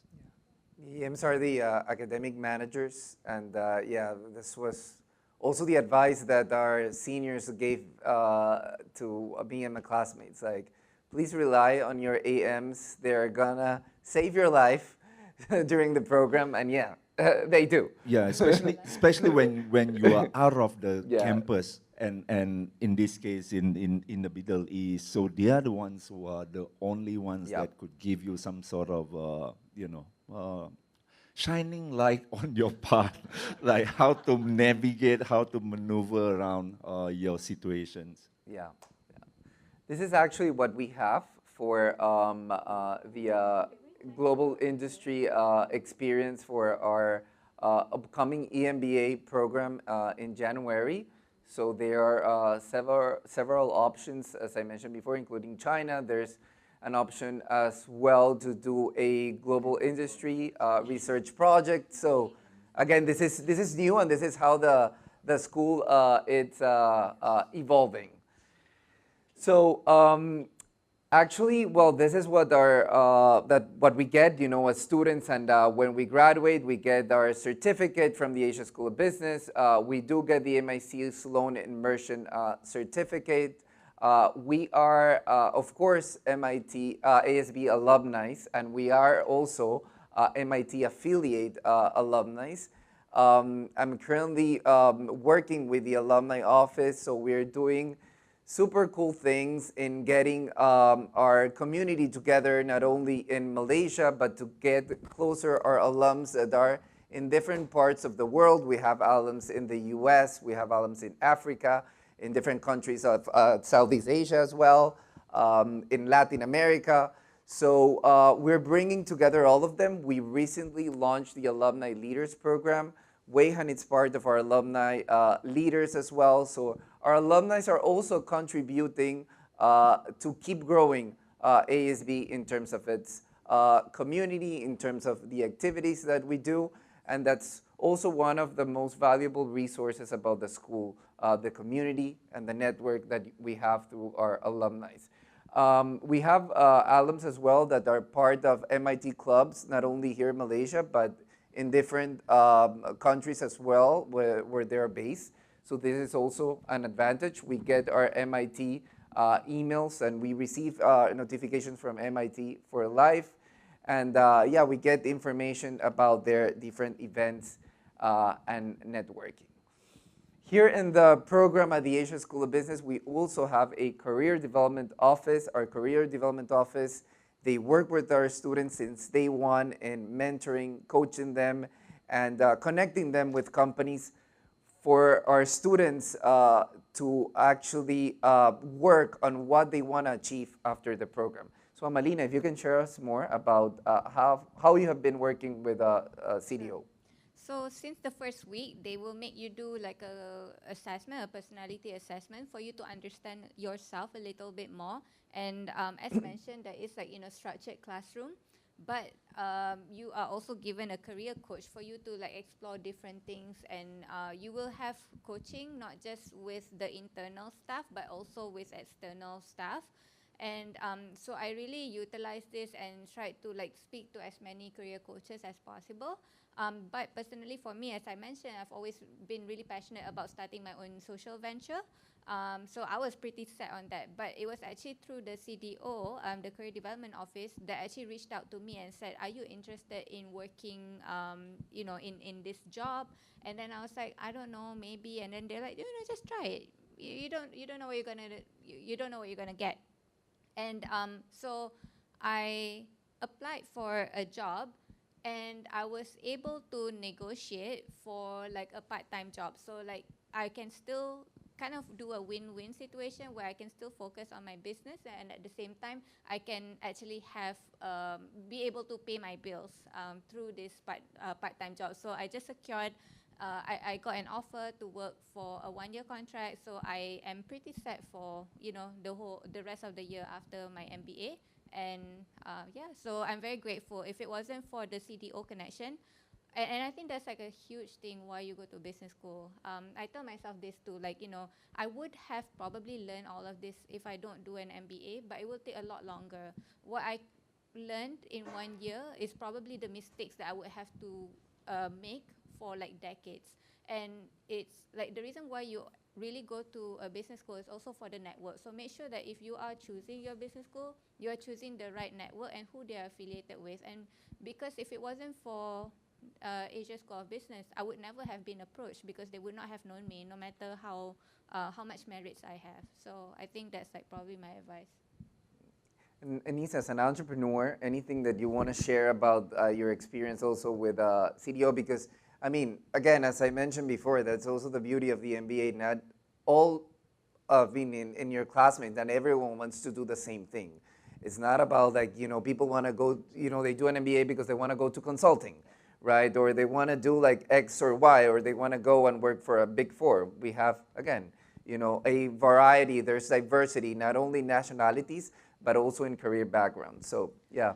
So for me, jumping into the MBA, the highlight for me was that in the beginning, we were informed that we could either do corporate entrepreneurship or research, right, at the end. And the one thing I knew I didn't want to do was entrepreneurship as part of my MBA because I'm living that journey itself. And at first, I was reaching out to find out if I wanted to do research. And after meeting 3-4 professors, I sort of gave it a hold and pause as to maybe I'll look into research later on in life. For now, in time, I want to look into, out of the 3, then I would like to look into corporate. But this whole decision making was well communicated with CDO. CDO was questioning me as to why I'm deciding what I have in mind, and it was like having a neutral partner to help think through the thoughts with you. And it's not like you can't talk to your parents or your spouse or your kids or whatsoever. It's just a different experience that CDO comes with. So 6 months in, I told them that, oh, you know what, I'm just going to do research and entrepreneurship, only to realize when I was in MIT, being fully immersed with 12-hour time difference, my company could run by itself without me being part of it too much and just having a strategic outlook. I came back and I told CDO that I wanted to explore corporate. So CDO was very ready to support, and within just a few weeks in, I secured an internship opportunity with Bauer Group Asia. I'm currently working at Bauer Group Asia, and my immediate concern in the beginning of the MBA was, oh, nobody's gonna want an entrepreneur to work with them because we don't have corporate experience. So why would I even bother applying into an internship? And CDO reminded me that anything was possible, and next thing you know, I'm interning in corporate after not having any corporate experience other than 1 month interning in a law firm. So yeah, CDO in ASB, such a great experience. They brought us to a lot of offices to also be part of, seeing how the corporate offices work. They also linked us to a lot of opportunity into making sure that we are able to connect with all these companies, including companies like Accenture, Philip Morris. And so I did not expect that out of any career development office, especially coming from an undergrad in the UK, coming here, it definitely gave us an opportunity to look into potential job opportunities and also entrepreneurship experiences and research experiences throughout CDO. Sorry, can I just a quick one? I think like because of the boutique nature of our cohort, it's like there's only 30 people, so they're really like the service and the attention that they give to you is very, very personal and very, very close to the point where you're like, I know, I owe you. They'll actually be the one hounding you as compared to like, being in a cohort of 200 where like, it's on your own, yeah. Yeah, they're like your career best friend, right? Like once you get an interview, you're like, slay, yeah. But yeah, that's exactly one of the highlights as well of Asia School of Business. As now that you both are sharing, it's that you get to have maybe a coffee or lunch with our dean, and then you get this personalized attention through CDO, and also you get to meet the faculty. You get to meet them and as well maybe have lunch as well with them. So this is one of our like value added components that we have, and I really like the fact that you really like stepped out of your comfort zone, and that's also what's MBA about, right? And then that you have the career development office that really could like help you and advise you, because you were not only like wanting to scale your business, but also you wanted to learn, and that's also what MBA it's for. You're here also to learn, and you can afford to a certain extent, making mistakes and learn from your mistakes. And definitely stepping out of your comfort zone. So really, really, really interesting. Thank you so much for sharing. This is a little bit about our post-careers, post-graduatory achievements of our students and now graduates, some of the companies that they are working not only here in Malaysia, but globally as well. We have also different MBA pathways. When our students graduate, they can do an extra semester here in Kuala Lumpur for 4 months. But we have the option also of an extra degree. So we have pathways to apply for the MSMS. It's the Masters of Science in Management at MIT. We can, students can do it after they graduate, but also we can do it as an alums. We can apply, we have up until 5 years to apply to the MSMS program at MIT. We have also a pathway with Yale. So we have the MAM program, the Masters in Advanced Management at Yale. We have already a good number of alums that have completed both the MSMS and the MAM program at Yale. We have a new pathway with Cornell, the Masters in Data Analytics. So we have different options as well in the US.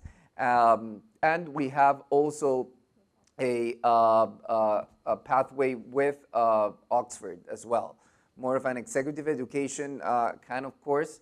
But yeah, KL, the US, Yale, Cornell, MIT as well after students complete their programs.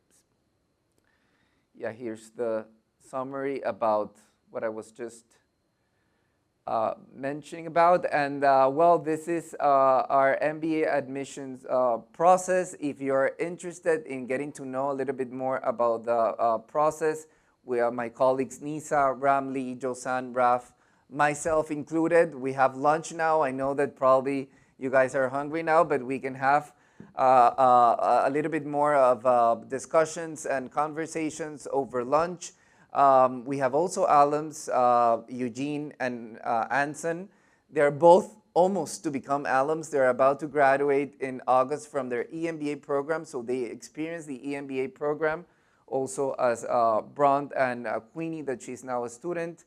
Wayhan as well, he completed the full-time MBA program. He's Malaysian, but he returned from the US to pursue his MBA here in Malaysia. Now he has been working with the school, supporting our Dean President and CEO in several projects. So we all can tell you a little bit more over lunch about our programs and a little bit more of details about the MBA and the EMBA.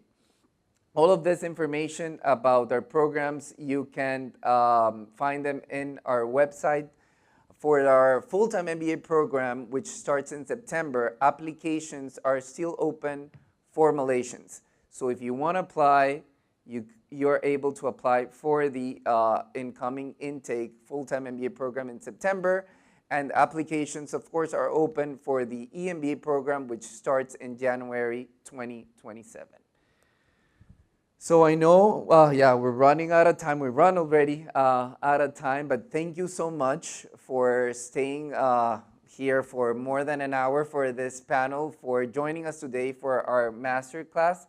I'll hand it over to my colleague Nisa, but again, thank you for being able to spend a Saturday with us at the Asia School of Business. We can get questions from the floor. Exactly, yeah. So any questions for our students? Don't be shy. Yeah, sure. Yeah, so it's very inspiring to hear from all your experiences. But one thing that I'd like to really understand from each and every one of you, what surprised you the most so far in your journey, like MBA or MBA? What surprised you the most? I know it's an open-ended question, but I'm really interested to get your insights on this. Yeah, you have something on the though the journey is tough, challenging, rightfully so, but you're not alone. There's always a support system there that wants to see you succeed. I think that's the most important thing, because sometimes you have like a class of 200, it's almost you are on your own. So I'm glad that I found a place where I get a high quality of education from world-class professors with cohorts that now I can say they are my friends, and they are people from diverse background. So I get multiple worldviews in class discussion. So I got people from GLCs, MLCs, MNCs, people from abroad coming here, and so for me, it's the support that is most important. But the quality of the education is there as well, and the quality of the cohort is there as well to push you, to help you push yourself to the next level. I also want to add, as a senior student, having worked for so many years, right? I think what surprises me is that I can still do this. You know, it's the fact that I can still do this, and I can sit in a room and don't have, you know, you come in, you're not the manager, you're not the whatever, there's no expectation. So I just come here and learn, right? I think the first 2 days of the IML was very interesting for me, because everybody is also wondering what the hell am I doing in class, right? I'm also wondering why am I here? You know, then I realized that it's not why you're, it's the reason why you're here is to learn. And everybody is very open in terms of sharing. Eugene was one of the first people I met the day before IML started, and his point of view was like, hey, I came here and study, you know, and I dropped everything, and I was like, yeah, he can do that, I can do that too. So I think what surprises me the most is that you wake up and you're dying to go to class because you have this bunch of people to have conversations with and all that. And as assignment is painful, but then you look forward to like, okay, I want to be better than what I did the last time. That's the competitive in many of us, which is very corporate. But I find that it's also the collaboration with your teammates, and you really want to hear what they have to share. And what I really like is like what you say, right? Everybody pushes all of us along. Like my team is going, my cohort's going to China, and you know, some of us will have visa issues. It's like, never mind, we get ASB to write a letter, we get da-da-da, and then we'll push. So it's not the person who can't get the visa pushing, it's the other people who wants this person to join. So there's this pull along, pull along factor that I find is very interesting. I've actually done, prior to this, I've done courses with NTU and US. I can say it's very different. It's very different in the sense of the togetherness. It's very, very clingy here. It's very strong, it's very clingy. You don't like the person, it's okay, you can tell him. But then tomorrow, they will look at you differently. Because it's about honesty. You leave everything at the door when you come to class. Right? And then if someone didn't turn up, we make sure hey, bang, wake up, it's time. You know, when you're sleepy or whatever, someone will pull you along. It's very strange. I cannot explain this, but it's a very strange factor. And this is what really, really gets me going to class every week, right? We have some who's like, you know, I don't have the energy, then one of us will kick him or her. You know, it's a surprising thing. So if you ask me what is surprising, this is surprising. And I think also because we can do it because the cohort is so small. And this is where I sit. This is my classroom, actually, for some of my classes on Saturday. And everyone has a name. So if you talk, your professor no need to nudge you, your classmate will nudge you because, you know, don't bring down the face value of the class, right? So yeah, we really will pull you along. And if someone get a B, it was like, how do you get a B? Let's help you get an A the next one. It's not about pushing you down. So I find this is a very interesting experience, different from my corporate world, where it's all dog-eat-dog. This is more like, hey, we're going to all do this together, and we're all like committed to get to the finishing line. Not only get there, you know, but we want to make sure everybody, the average is, you know, the same. So we do help, and then we have WhatsApp chat. Hey, you didn't get the question right, let me tell you how we do this, and then we criticize each other's work, or we support each other's work, which is very interesting, and I find that really, you know, it's very collaborative, and it's not only for Malaysians, right? We also have Indonesians, Taiwanese in my class, you know, and all that, and Dutch, a Japanese lady. It's same mindset. When you get there after 2 semesters, we all think the same. It's no longer your nationality, is that we're all ASB students. Yeah, so that's the thing that surprises me. Yeah, so for me, first of all, I wasn't aware that being an ASB student means you get 50% off discount advance. It's really important. Yeah, so that's very important. That was very surprising for me. I think it was also a survival kit. We were thinking that, oh, we can eat at Bandagara because we'll have time to walk to Bandagara. No, we don't. So that was one of the things that was surprising for me.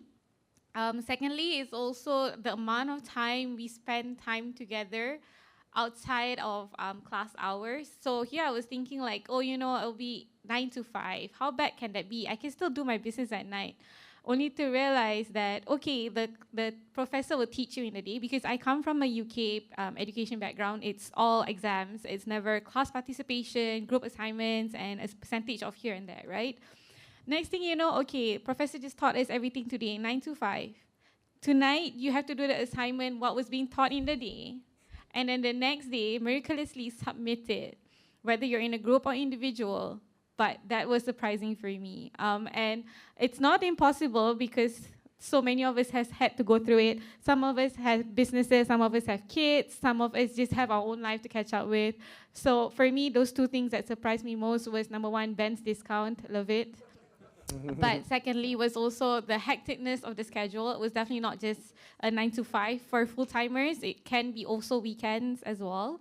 And so those are the main two things for me. Asmil, thank you. Sorry, the other thing that really surprised me is Ben is not open on Sunday. Yes. All of us like, why not open on Sunday? Asmil, I just want to say thank you so much for asking questions, because I was exactly at your place, a year ago, and it was like through this kind of open day and these conversations that kind of really solidified my decision to come.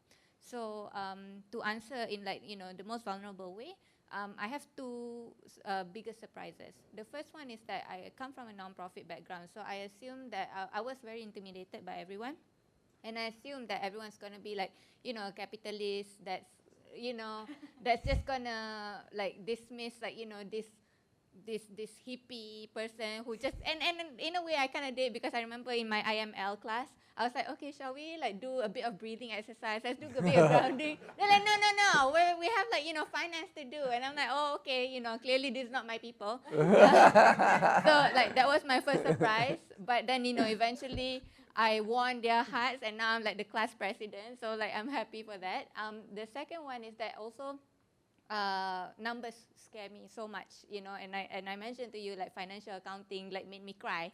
But I think one of the biggest surprises is that you are smarter than you think. And if you don't push yourself or if you don't challenge yourself, you won't know. And I'm very grateful that this program really pushes me in places that I'm very uncomfortable with, having to speak up, having to be assertive, having to do finances. But I'm actually really good at it, so I'm happy about that. Any more questions? It's time to ask. Yeah. Hello, hi. My name is Masni. I'm very excited to be here. First and foremost, I have been eyeing ASB for the longest time. Yeah.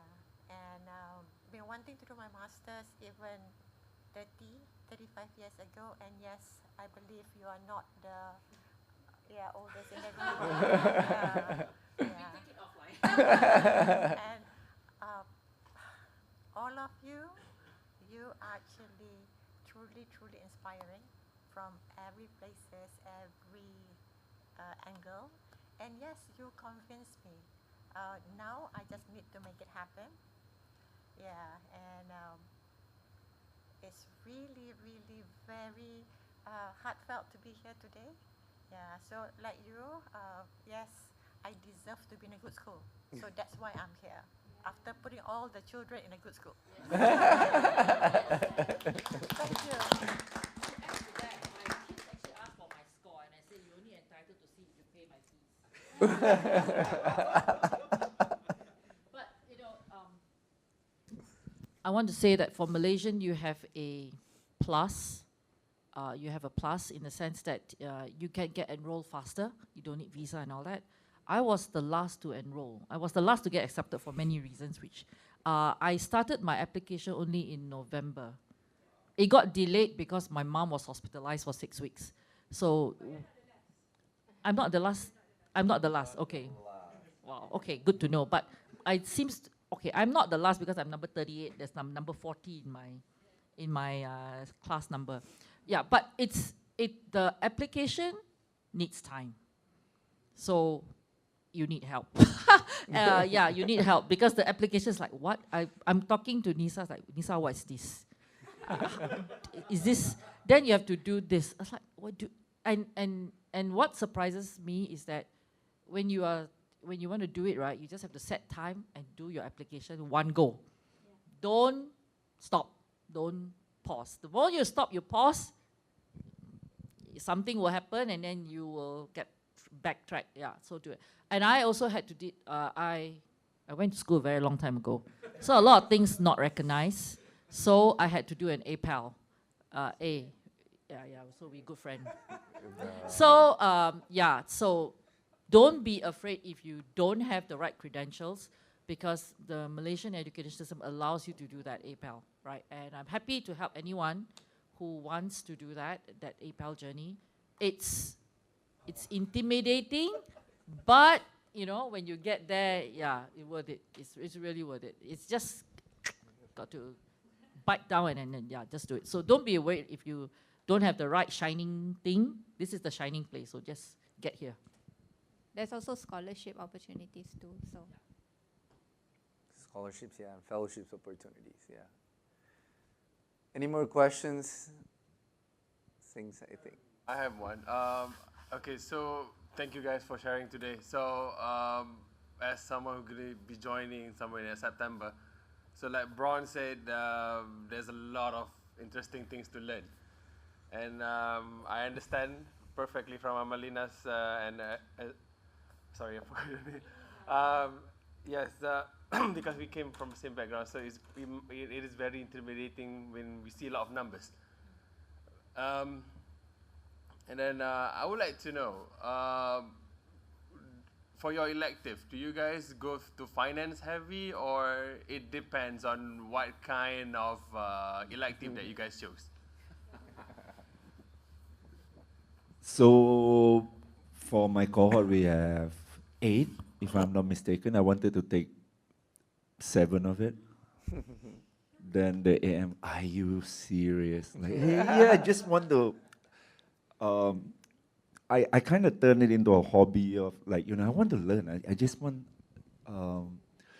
Then I got some project that I had to drop 1, so it ended up with 6. So what I didn't take was only tech and management accounting. So I did AI for business leaders, and I think the cool part of it is after a while, as much as you will feel there's a lot of assignment, reading materials, video materials for you, but after a while you get used to it, and then you start salivating for more, because the more you find out or discover, it also unlock a sort of new doors for in terms of curiosity. So you'll be wondering like, what else, what kind of other toolkits that you're gonna get if you enroll into this elective or that elective. So yeah, I hope, you know, you'll be the first one to take all. Yeah, so I have the same scenario as Bron. You're only required to take 3. And the first one I did not take, which was AI in artificial AI. I didn't take because it was during festive season for my business.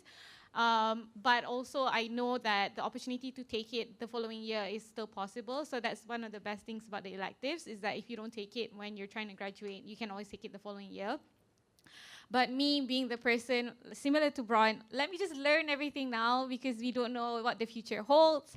So I ended up taking 7 electives, and definitely not highly recommendable because the reason why I took it in the first place was thinking that I will be doing entrepreneurship on the side instead of going on internship. And when I ended up with internship, now I have 2 full-time jobs and also doing 7 electives and whatnot.